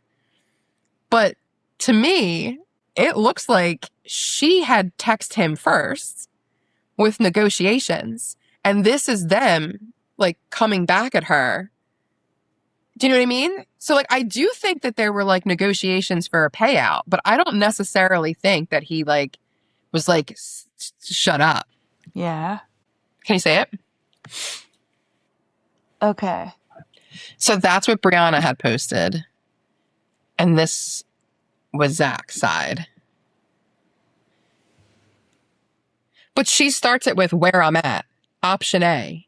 Yeah. Option B. Option C. And then Zach's response is A, Duxbury House plus $3 million, or B, $10 million payment. Oh. So that doesn't, so to me, that sounds like she was like, you should give me money and I'll stay quiet. And he was like, or we could do it this way. Yeah. Because even in the way he says it back to her, it says she has no control over Josh and Dave, but she will not feed into any of it. Why would he had put that in his original, why would he state that in his original terms? Yeah. You know, like I just feel like it's weird wording. And also, in support of this, I will say that Dave Portnoy, he was the one, he claims that he saw the NDA. Because at one point, Brianna gets into a fight with Kirk Menahan. Are you familiar with him? No. So he's also on Barstool Sports. Oh my God. He's also on Barstool Sports. He has like his own stupid show or whatever. Okay. And he said he doesn't like Brianna, right? So he called her a fake because she used to hate Taylor Swift, right? Hated Taylor Swift, hated her so much, thought she was the worst. Now But Dave Portnoy loves Taylor Swift. So Brianna went to the Eras tour and she had her life changed. And now she is the biggest Swiftie of all time. She will tell you that there is no one that's a bigger Swiftie than her. She is dedicated to the Swiftie brand. Okay. That's just important information to know about Brianna. But we already know she flip-flops and everything. So Kirk Manahan said that he felt like she was a fraud because, she hates Taylor so much and now all of a sudden loves her. Hi, Izzy. This is what she wants, so we're just going to do this for a sec. So Brianna texts Dave, like, what the fuck? This guy's talking about me. So Dave calls Kirk and fires him. Freaks the fuck out on him and fires him. According to Dave, the firing lasts for 4 minutes before he called Kirk back and was like, I was just blowing up, but why would you say something like that about Brianna? And Kirk's kind of like, why do you care? Like, why is talking about Brianna such a big deal? And this seems to happen a lot at Barstool, is that if you say anything about Brianna, Dave loses his fucking mind. But the other employees, it's just kind of like, fair game. So what had Kurt said about her? All he had said, what started the feud is that he thought she was a fake and a phony for like being a Taylor flip-flopper. He never said, that was the first thing he said. Okay. And then when all the Dave stuff happened, he later implied that he didn't believe the NDA thing was a real thing. Okay. So after like the original Taylor Swift thing, that's when Kirk was like, fuck this girl. I just don't like her. Like, I just don't care. And he started talking shit about her on his podcast, which I will agree is fucking weird. You know, it's weird when you have 3 fucking 40-something-year-old men sitting around talking about the business of a 25-year-old woman. You know, there is something icky to that, but that's what Barstool Sports is. And that's where she works. So there's also like, this toss up. But I thought it was interesting because Dave said, first of all, you can't extort. This was their offer. He said, he told Zach, I was just being like, either pay her or go away. I wasn't like 12 million or we're coming for you. And Brie didn't have anything to do with the diss track because when Zach and Brie broke up, Dave and the Victorian Child released a diss track where they wrote this whole rap about like, you're a liar, caught with your pants down, you're a liar.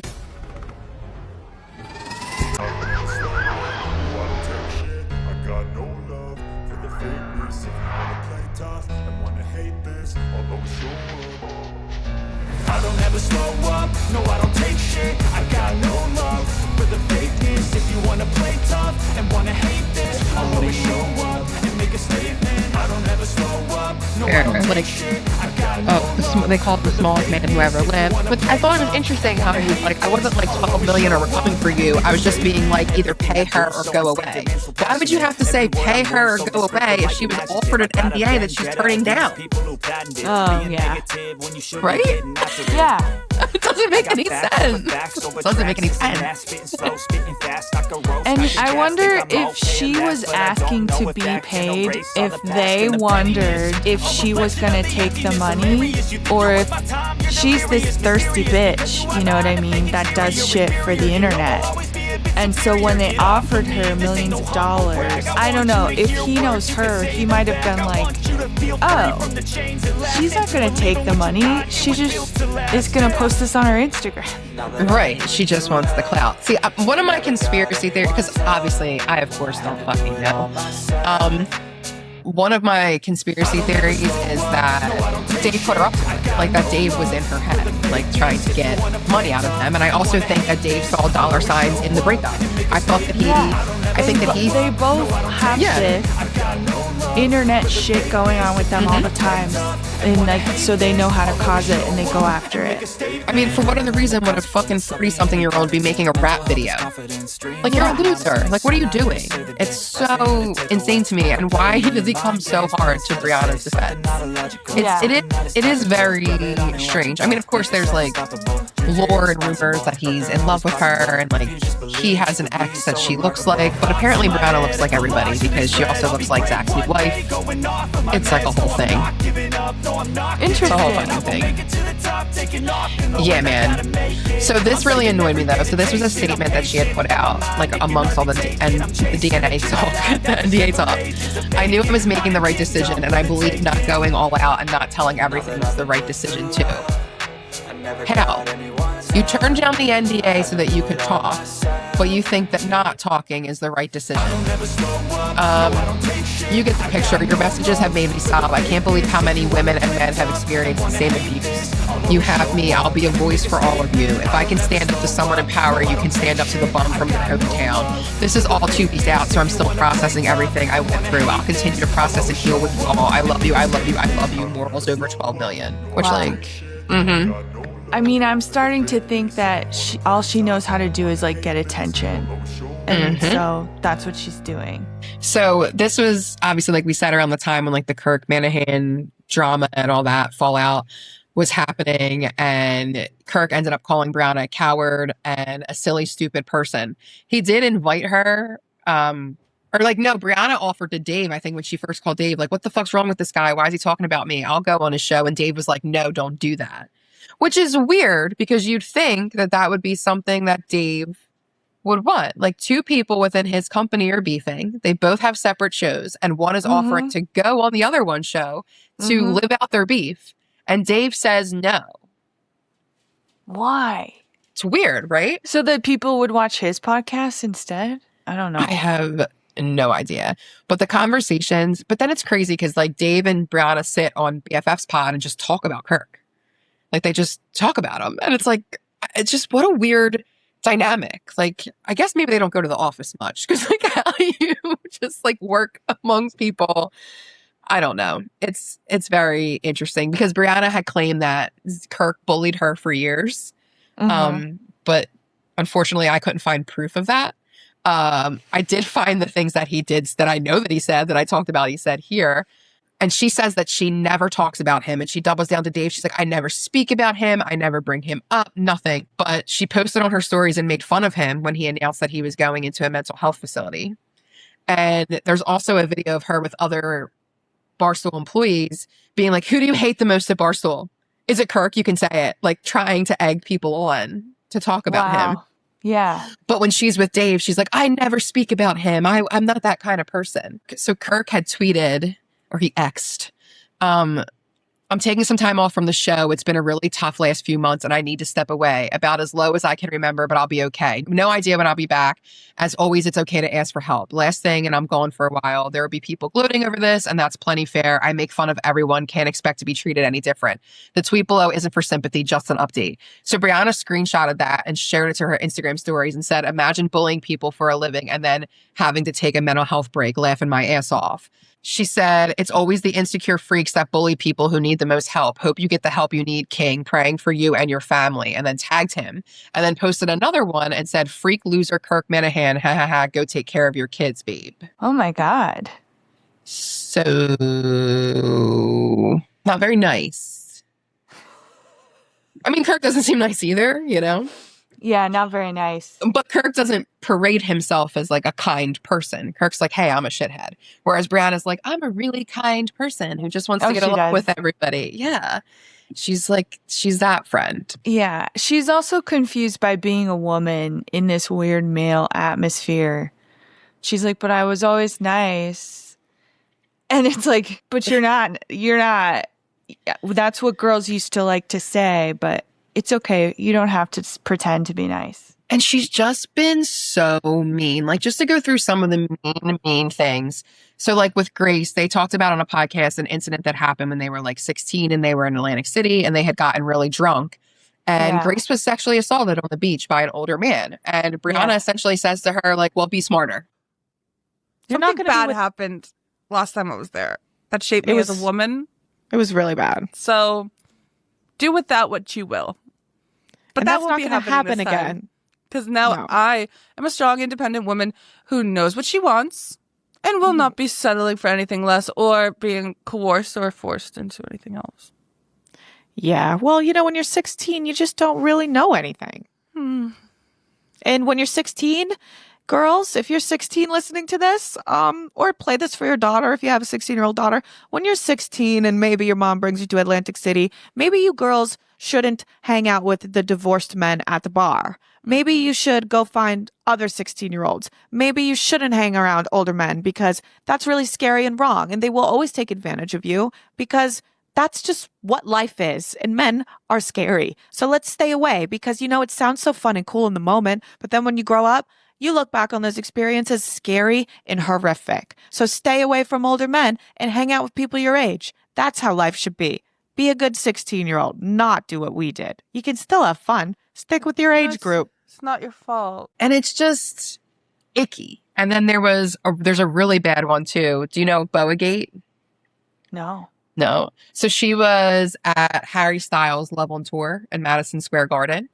And she claims that she saw a boa on the ground and she picked it up and she's like wearing it. She's wearing it in the bathroom on a video. And a mother comes in and tells Brianna, like, oh, that's my daughter's. This is Brianna's version of the story, that the mother was like, that's my daughter's boa. And she claims that Brianna ripped it off her daughter's neck. Brianna claims she found it on the floor. So that's what I was wondering, if she ripped it off a child's neck. So that's what the woman says. Brianna says she found it on the floor. So whatever, I guess we don't know the truth. But then Brianna's now videotaping this altercation with this woman, with this, random woman in the bathroom. Go on all night while I'll show you the pictures. She just ripped it off of me. Karen alert. Crazy fucking bitches. Crazy bitch right here. Crazy bitch. Craziest bitch I've ever met in my life. Yes. Oh, you haven't seen crazy yet. What do you want to do? Do you want to fight? It's funny, my only day. Are we going to fight? Let's square up. Let's square up? That's what it's looking like. You're a crazy fucking bitch. Hope you have a good night, you crazy fucking bitch. I'll just keep this going. This is perfect.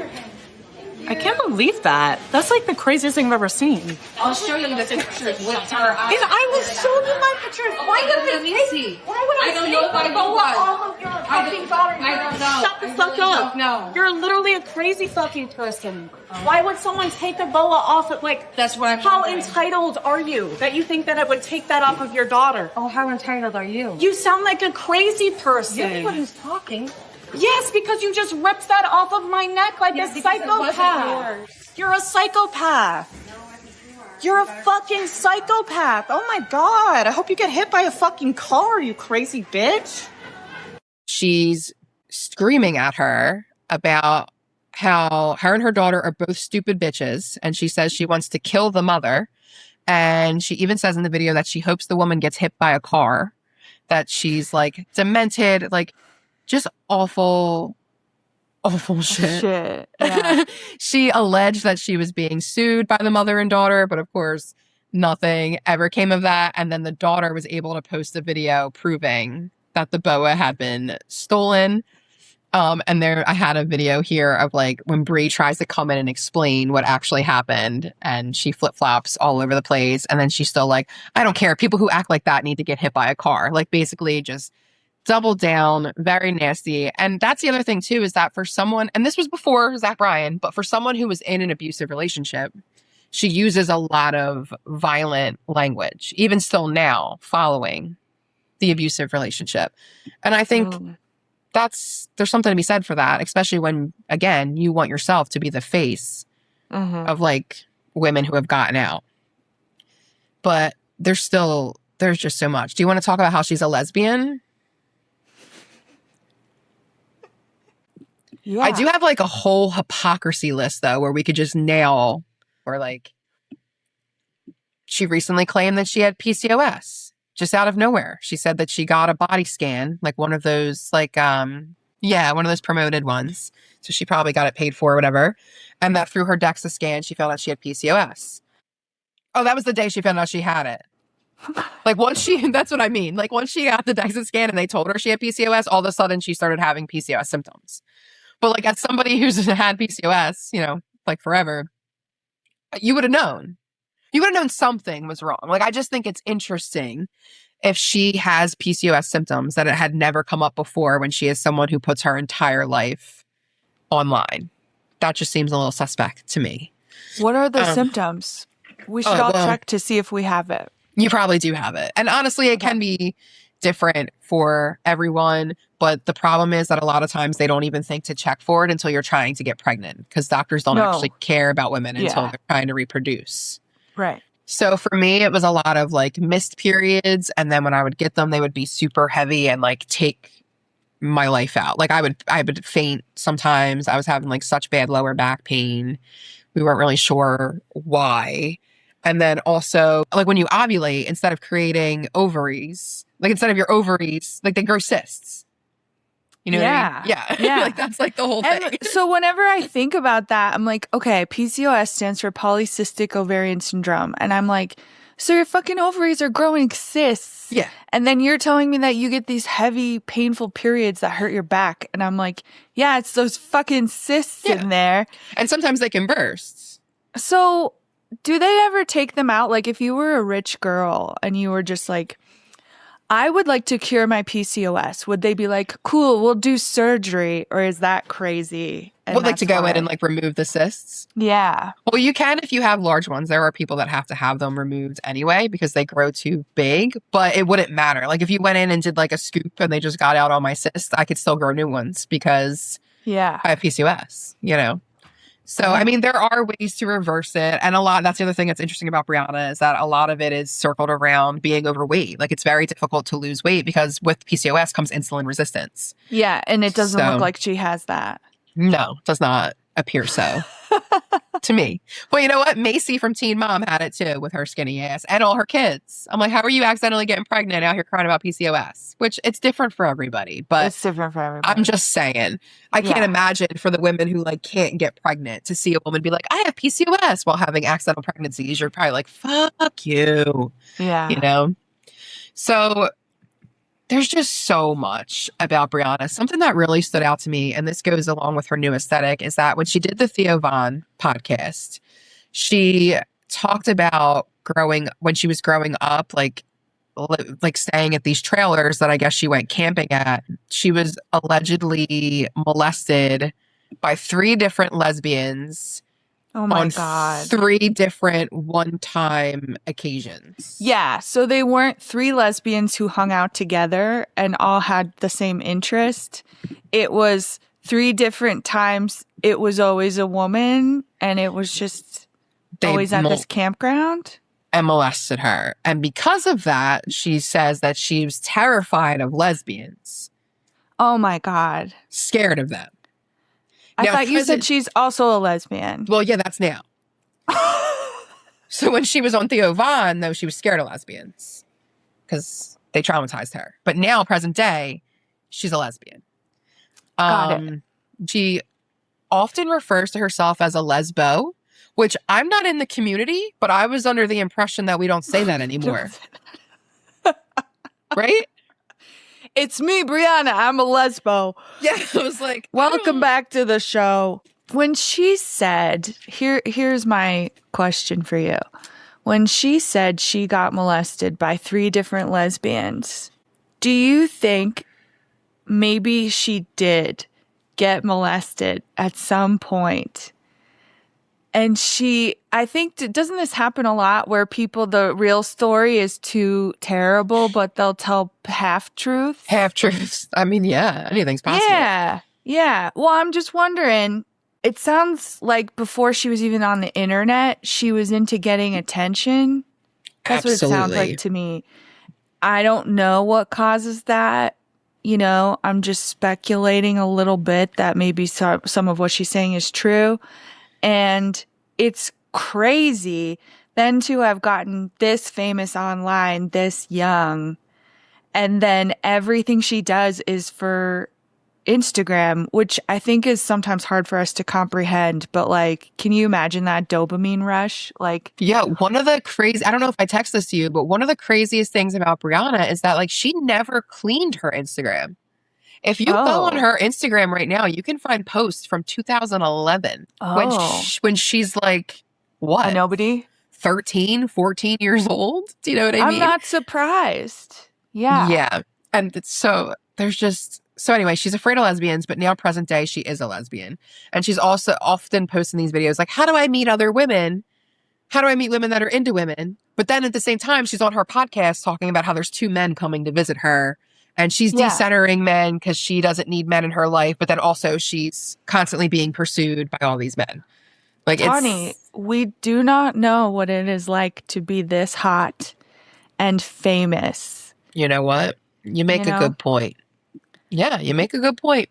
So I don't know why she said she's a lesbian. Did she say anything like she is now thinking women are going to be better for her to try? Or is she not really saying that she has a preference? I mean, she's calling herself a lesbian. Is she saying that that's her preference? Yeah, and she tries to act like, you know, she's always been interested in women, even though she had claimed that she was terrified of lesbians and traumatized. Yeah, we got to figure out something to say by women to make that make sense. I think she was definitely trying to go. See, it's interesting, right? Because Brianna wants to be perceived as someone who's like woke and with the times, because I think that's what her demographic would prefer. Like, she's in like that sweet spot, I think, of Gen Z, where a lot of them are a little bit more progressive, and she's not. But she doesn't want to be in with the conservative fold, even if that's what she agrees with. So she tries to present herself in ways that she thinks are like quirky and cute and funny, but actually are huge misses. And that's like trying to say that you're a lesbian. Everything that Brianna does that's around her being gay is actually rooted in homophobia, because she'll be walking down the street posting a TikTok and she's like in baggy jeans and she's like, is this a lesbo look? Like, are people going to know that I'm gay by wearing this? Oh, because your clothes make you gay. Like, do you not realize what you're saying, Brianna? And then also just the whole idea, you know, I'm not saying that women can't be like, oh, I'm done with men, so now I'm going to date women. Like, that's absolutely a thing that happens, even if they hadn't considered it before. But I think where Brianna was coming from is she was trying to be more of like, oh, well, I'm just so traumatized by men. I could never. And the best thing for me is going to be to fall in love. That's what I was wondering. Yeah, but I don't think she actually, like you said, has an attraction to women. I don't think she's actually out there trying to meet women. And I think if a lesbian was to approach her, can relate, and pursue her, then she would be like, ew, gross. You know, like maybe they'd just have to be like really butch, because that's what I often think for myself. For yourself, I say to myself, you know, if like a really butch lesbian was hitting on me and they had a lot of swag, I just might be like, let's try this. Oh, you know, I could say it. If they present very masculine, I might be into it, because that's what I like. Right, I like masculine. A masculine lady. That's what I'm into. Yeah. And I just haven't met any, because I don't go hang out at the lesbian bars. Well, maybe Brianna will take you. Yeah. We both don't know, right? If a lesbian did hit on her, how she would react. But I feel like I get it. She sucks. She does suck. Wait, we just have to rail through the hypocrisy. And I want you to know, I'm doing this really for the Snark sisters, because I don't want to do them an injustice. Oh, the girls in the group. Okay, the girls in the subreddit, because you know who I thought you meant. Enemies of the pod. Yes. Yeah, no, not them. For the sisters in the subreddit. Because they weren't super happy when other episodes, they don't feel like the real things that they dislike about Brianna, they don't feel like those things actually get talked about public. Right, and there is something that I will note for Brianna. She's very slick with this, is that her TikTok and her Instagram are not the same aesthetic. And what I have noticed is that, like, friends that I have follow her on Instagram, most don't follow her on TikTok. I don't have as many friends on TikTok. Yeah, it's different. So they're not seeing her be a fucking asshole. They're not seeing the day in, day out, posting every 2 minutes, every one of my fucking thoughts that are running through my head. They're seeing the curated, like, here's me on Sports Illustrated. Here's a poem I wrote. Here's Bree's closet, you know? So it's like, if you're not right, they're just like, oh, she's just like a cute, fun, young influencer, you know, who's funny and hungover. So, and there's just so much there. So she did a bunch of hypocritical shit. Yeah, so I'm just going to run through the hypocrisy. And some of it was just like as I was going through the notes. So it'll probably hit on all the different things. But she said that Kirk shouldn't speak about her. Kirk and haters shouldn't speak about her because they don't know her. That's us. Yeah, that's literally us. They shouldn't talk about her because they don't know her personally. But most of the people that she's come for publicly and trashed, she doesn't know personally. No. including Brooke Almond and any other woman who came forward about Zach being a monster. She constantly talks about how unimportant drinking is and is always on a health break from drinking while publicly drinking. And the same goes for smoking and vaping. She had like a 3-week span where she was posting about how disgusting vaping is, and she quit and she's a new person and da-da-da-da. And then she came back and was like, I couldn't help it. I started vaping again. No, her vape would be in her hand in her videos. Oh, I just watched her do like a confession where she's like, I can't fucking stop vaping. How fucking fucked up is that? And I was like, yeah. And she was like, I think like finding it to be a moral problem with her. And I was like, girl, it's an addiction. It's not, you're not a bad person. But maybe it's because people were noticing that she still had the vape. And it would be next to her all the time. And then she went on like this fitness journey where she was going to be a marathon runner. So she was like running every day for like 2 weeks, and people were like tracking her Strava because she was like lying about like how well she was running. And they're like, does she not know that her profile is public? So they were, that's amazing. That was just funny to me. But I think she was running because she ended up going on Special Forces on Fox. So I think she was like prepping. Good. Yeah, which She is needed smart. to.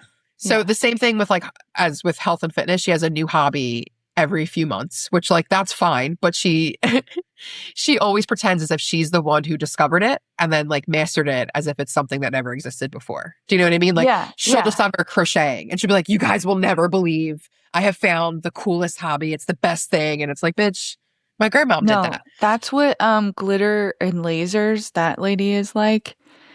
And I'm wondering if someday there'll be like a classification in the DSM 20 or something, the DSM, whatever one we're on.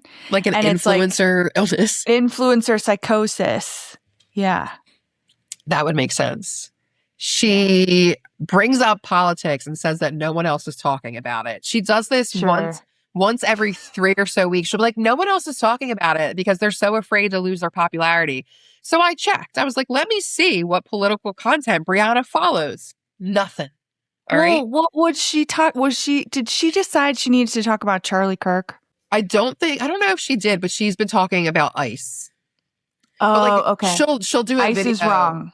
She'll do she'll do like a get ready with me video. And then while she's coming off in her like stream of thoughts, she'll be like, by the way, I just want you to know that if you fuck with ICE, I don't fuck with you. We wouldn't be friends.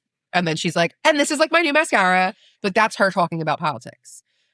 Which fine. Well, if you're going to say reaching the youth. Right. Exactly. I was just going to say, listen, we need it to be said. We do need it. But to say Taylor Swift could never. True. But to sit there and be like, no one else is talking about this. She doesn't follow any political content creators. Not a single one. I fucking skimmed through it. A great hook at the top of your video is, no one else is talking about this, you know?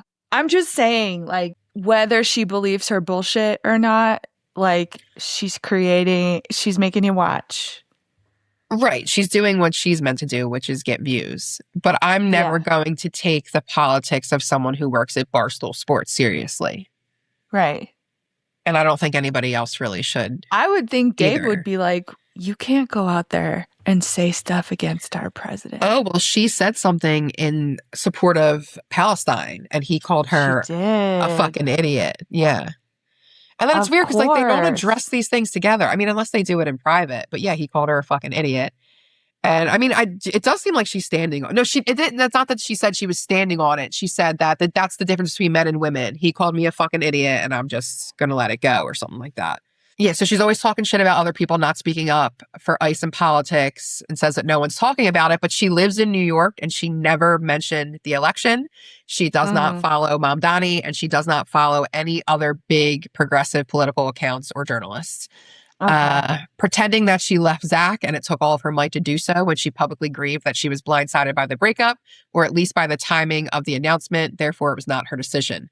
Also made comments about Zach being on Raya, seemed to be in mourning and continued to be in mourning for a few days without ever mentioning the abuse. Like it took her a bit, which in a sense is fair. But I'm just saying the public mourning before she started talking about the NDA gave people everything pause. There is sticky. The alleging that maybe she's the one who had, or Dave Portnoy, and then she suggested that he give her some money is very interesting. I think so too. And I just think from Dave's wording, it makes sense because I just don't, it doesn't make sense to me why Dave said pay her or go away when she allegedly turned down money. So what does pay her or go away mean?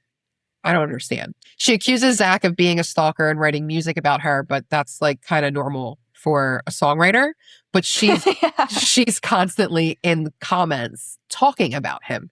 Do you know what I mean? Like she never stops. She reposts TikTok videos that are pointed and clearly about her situation, engages with fans in comments in an attempt to egg on the topic, talks about Zach, confirms, denies things in the comments to random people, and slides into the DMs of random people online to discuss her own internet drama. She wants to be the face of DV survivors and anti-misogyny while upholding the patriarchy at Barstool. She has done podcasts with men like Bert Kirshner and joked about violence against women and who would be the easiest to kill.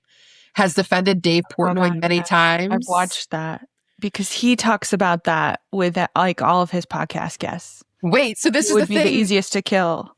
This is the thing that he specifically said women on her when he was talking to her too, and I didn't. Yeah, like it. But see, in my Garth Brooks episode, Tom Segura says men, and Bert is like, duh, women are easier to kill.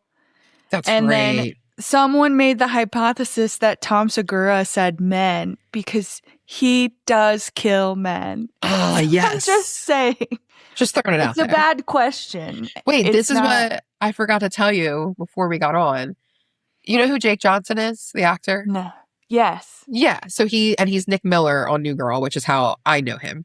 Yeah. But earlier, when I was at work, I saw that he posted a promo for Bert Kirshner, like, oh, go watch this special. And I didn't like that. And I don't usually comment on stuff, but I've been having a day, as you know. And some of the other comments were also like, that's a no from me. Like, why are you doing this? So I responded and I was like, the guy who likes to joke about killing women and makes jokes about domestic violence, oof. And then, of course, some white guy responded and was like, do you not know what jokes means? Have you never met a comedian? And I was like, not everything's funny. Like when intimate partner violence is like one of the leading causes of death for women. It's not funny to joke about killing women, you know, but I said it in less words. But then right before we were about to come on the podcast, I went to look at the post to see if anything else was happening. And Jake Johnson had took it down. So there must have been so much pushback in his comments about promoting Bert's special that he had to take it down. And then I'm wondering, like, did he have to text Bert and be like, bro, people hate you. I can't post that. Did he tag Bert? Like Bert would have ever known that he posted it, or I don't remember. He might not even know. He might not have. Yeah, but I mean, Matt Rife is always going to be the guy that annoys me the most with his stupid domestic violence joke because it wasn't. You couldn't even argue it was about anything else. Right. It was just like, isn't domestic violence funny? And I'm like, okay, Matt Rife, you're stupid. Yeah. Especially the whole thing too with Matt Rife is like he had made his come up like off of women, right? Like women were the ones that were enjoying his comedy. And then for him to like and turn he around. hated that because he's a fucking incel. He's not. I'm sure he fucks, but he's still an incel. Yeah, it's a state of mind. It doesn't even have to be about the sex anymore. Apparently so, yeah. But yeah, fucking Matt Rife gives incel. Oh, he really does, though. I also don't like Bert Kreischer, but his stupid question that he asked people about who would you rather kill is interesting. That's all. When they did it, when they did it on BFF's pod, it was which ethnicity of woman is the easiest. And that too. That's fucked up, dude. And I found that very fucked up. And I especially found it fucked up because this is Brianna like post Zach Bryan. So this is again, you know, your Miss Anti-Domestic Violence, don't ever hurt women. But then you have this comedian on your show and you're like, hee, I don't know, maybe Americans because they're dumb, you know, like, and they even joke like, oh, well, it's survival of the fittest. Like it's really, really gross, icky stuff. Do not like. But unfortunately, we have so many of these dumbass male comedians who aren't even funny a little bit. It's crazy how far they can get. That's fucking crazy. Being a white man is wild as hell. Yeah. What a gift, you know? This was funny. So this was like me just tracking her throughout January. On January 14th, she's loving dry January, but she might cancel plans and derail from dry January to drink. And then that's when she also claimed that she was being a lesbian. But her video before that was about decentering men. And then she went on a rant after saying that she's a lesbian. She went on a rant about two men that are both in close vicinity that are interested in her, that she's also a little bit interested in. That's January 14th. On January 16th, she posted a TikTok and wonders how to meet other women who are interested in women. And then the other day, she alleges that she has a stalker. And this story is pretty funny too, because this is apparently a guy that she says she went on 1 or 2 dates with. It changes, because of course it does, because everything that comes out of Brianna's mouth just never is consistent. And and I always want to point out, it is a little bit weird to post stories about your stalker. Yeah. You know? Especially if you know that he follows you. And allegedly, the reason that he even reached out to her this recent time is because she made a video being like, oh, this guy who's stalking me is at this coffee shop. And this guy allegedly reached out to her and was like, I don't appreciate you calling me a stalker. And she's like, I wasn't even fucking talking about you, stalker. I was talking about a different stalker. And then she like goes the fuck off in multiple TikToks about this guy and like, how fucking dare you? Like, why are you even contacting me? This guy's crazy. Like, I told him that I just wanted to be friends, which ding, ding, ding. You told him you just wanted to be friends. So why would seeing him out at places that you both used to go to be weird? Like, it doesn't make any sense. You know, then she's just like, what the fuck's wrong with men? Like, just spazzing out. This is going to be a DSM diagnosis. I'm telling you now. I really think you're right. Right? No, I really do. Like when I do. I think there's going to be like another section of. Well, the hypocrisy is crazy. Crazy. And it's like, if that were my friend, I would be like, girl, I can't talk to you. You're crazy. I know that makes me sound awful, but it would get to a point where I would be like, oh, this isn't something I can give advice or even really listen to. No. I cannot entertain this at all.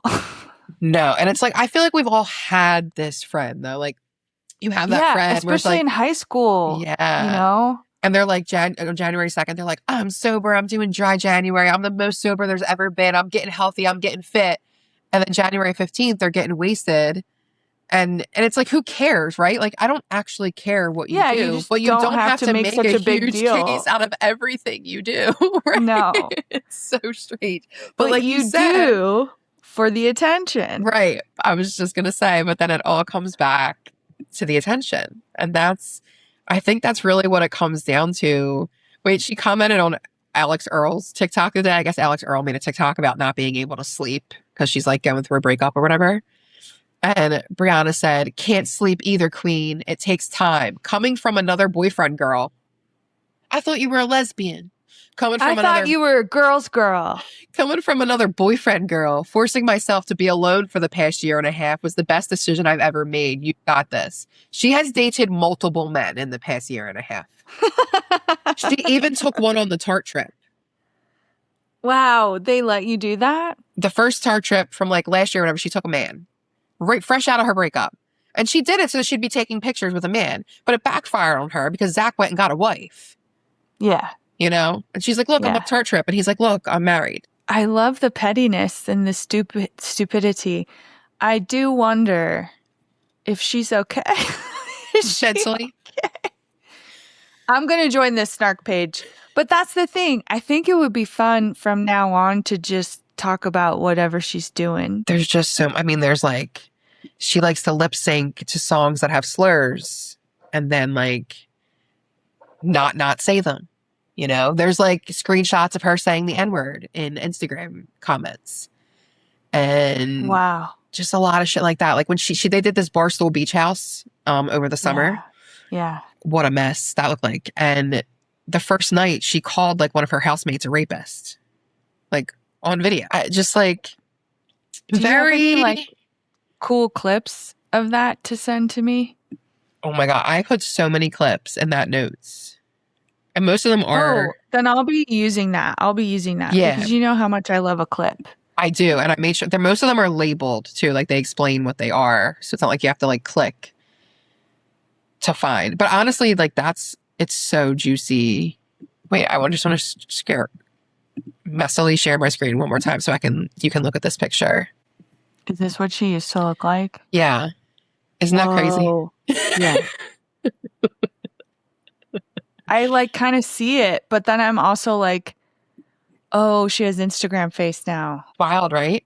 And so the new thing is that Zach Bryan has gotten married, like we said, to Samantha Leonard. And people have noted that Samantha and Brianna do have some similarities. Like they do look similar. If you look quick, you might not be able to tell which is which. That's all I'm saying. Sometimes. Oh, interesting. Okay. Yes. So this is what's crazy too, is that Brianna alleges that a month or so before Sam met Zach, I guess, that she took Brianna's Sports Illustrated cover to a hairdresser and asked to look like that, asked for that hair. Then Brianna says that she heard this information from the hairdresser. And then Brianna made a TikTok about it. So that was all pretty recent. And then, like I said, Zach went up to her by getting married, which is just like crazy. And making a ton of money. It pissed me off. She posted something where she was just like, it's been 6 years since I decided to take on this career and follow my dreams. And it's like, what do you do?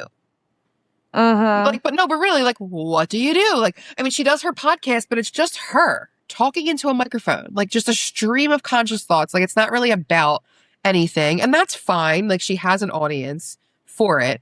But I'm like, she's talking at like a career summit in a couple weeks. And it's like, what do you have to tell people? Like, how can your journey be emulated? Like, what is it that you have to offer? Like, there's nothing. I don't understand it.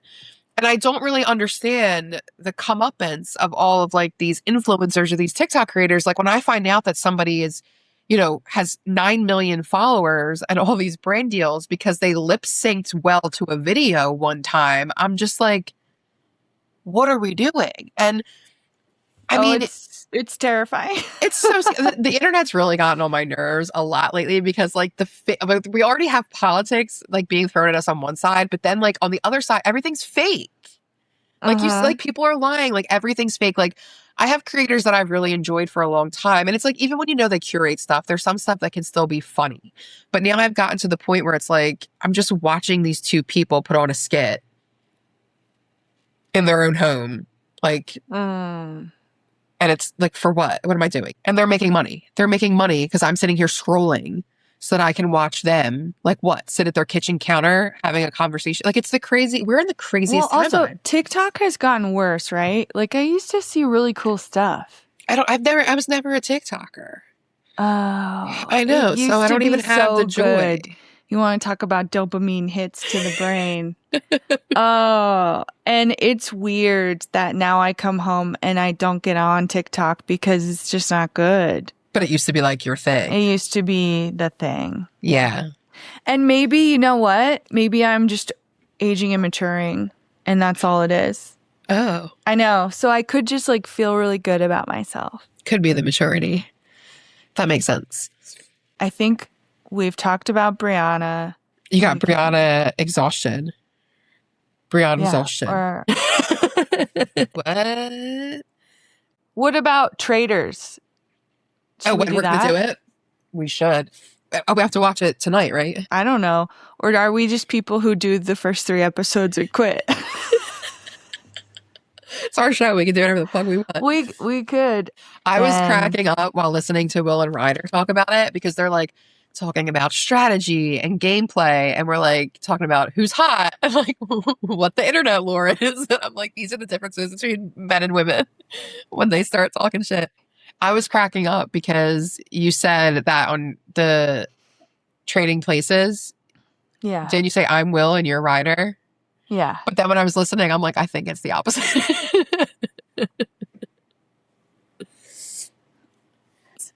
Yeah, I forget what it was too, but you've just felt like it was the opposite. But when I was listening, I felt like they were saying the opposite. Did you listen to the trailer for his new show? No. Me either. I'm excited though. We should listen. Is it something he wrote? Like, is he doing a podcast on a true crime that he wrote? Okay. I thought you were going to know. what it was. No, like I knew that there was a true crime thing launching, but then just based off of, I saw the post like right before we came on, and just based off the posts and comments, I was like, wait, is this like something he wrote? What's it called? It's called The Red Weather. The Red Weather. Here it is. Here Okay, it ready? is. Okay, yeah. I'm playing it. This is Ryder Strong, and I have a new podcast called The Red Weather. It was many and many a year ago in a kingdom by the sea. In 1995, my neighbor, Anna Trainer, disappeared from a commune. It was hard to wrap your head around. It was nature and trees and praying and then drugs. No, I am not your guru. She was 17. Her body was never found. No one was ever arrested. No explanation given. And back then, I lied to my parents. I lied to police. I lied to everybody. Because Anna's sister Willow asked me to. I've decided to go back to my hometown in Northern California, interview my friends, family, talk to police, journalists, whomever I can, to try to find out what actually happened. They saw a young woman, blonde, walking alone on Juniper. She had a reputation. Oh, so Detective Ryder's on the case now? I hope telling the truth would make things clearer, but then there are different versions of the truth. I remember hearing screams from the car. There were years, Ryder, where I could not say your name. If I had a gun, I am justified in... Did you have a gun? I'll teach you sons of to come around here in my way. Boom, boom. And some people don't want me looking in the first place. They have had this case for 30 years. They should be, opening up their doors to you. But instead, they turned on you. This is Strong. My name is Yuri Donenfeld. I'm an attorney with Warren, Tolan, and Shapiro. But once you start digging up the past, you have to face all the things you buried. I asked you to come home to talk to me, to really talk to me. Yes, and I am really talking to you. You are secretly recording me? My God! Dad, you should help. You have to help. That's the right thing. I am actor and filmmaker Ryder Strong. This is The Red Weather. Listen to The Red Weather starting on January 28th at the iHeartRadio app, Apple Podcasts, or wherever you get your podcasts. What? I was like, oh, good for him. He teamed up with a journalist. And then I was like, I don't know. I look at him as so uptight about things being good and pretentious in a way, but that I respect. I think he's the journalist. He might have just figured out what he likes and how to do it. Yeah, that's really interesting. I had no idea that's what it was going to be. I'm so happy for him. I know. What a weird world, you know? Yeah. Never in my life am I like, oh, in 25 years from now, I'm going to be making sure I listen to Ryder Strong's podcast every week. It captures what we like about documentaries, though, which is hearing from all these different people and a story being told and it not being shittily edited together. And a real ass story. That's crazy with first person accounts. Yeah. So from haters to lovers, we will love that show. We will love that show. Should we sign off? We should say goodbye. Probably. I mean, we've already been talking as if we're not on a podcast for... I know. So we'll see what happens with that.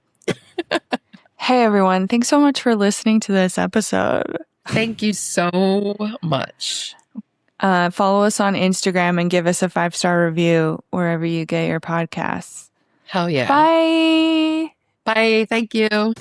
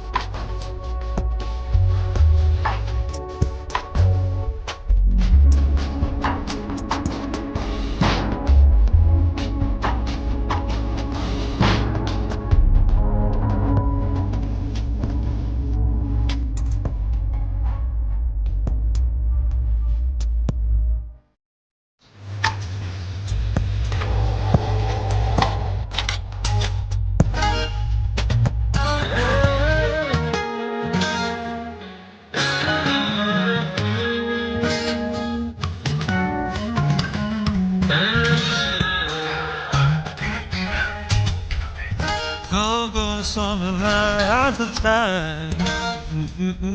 I think we're shy. Sitting on the 4th of July. 경커와 나 바래고 매일 듣고 다가 정신가. Before the dark gets no eye.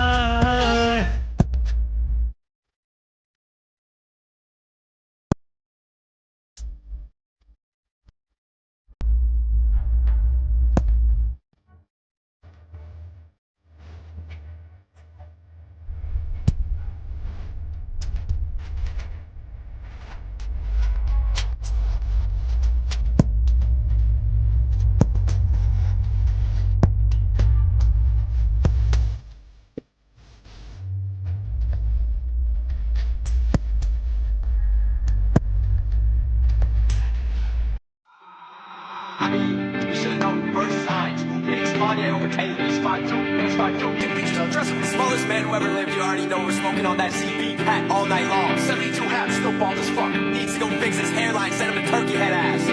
How lucky is free to be free of CB and his STDs.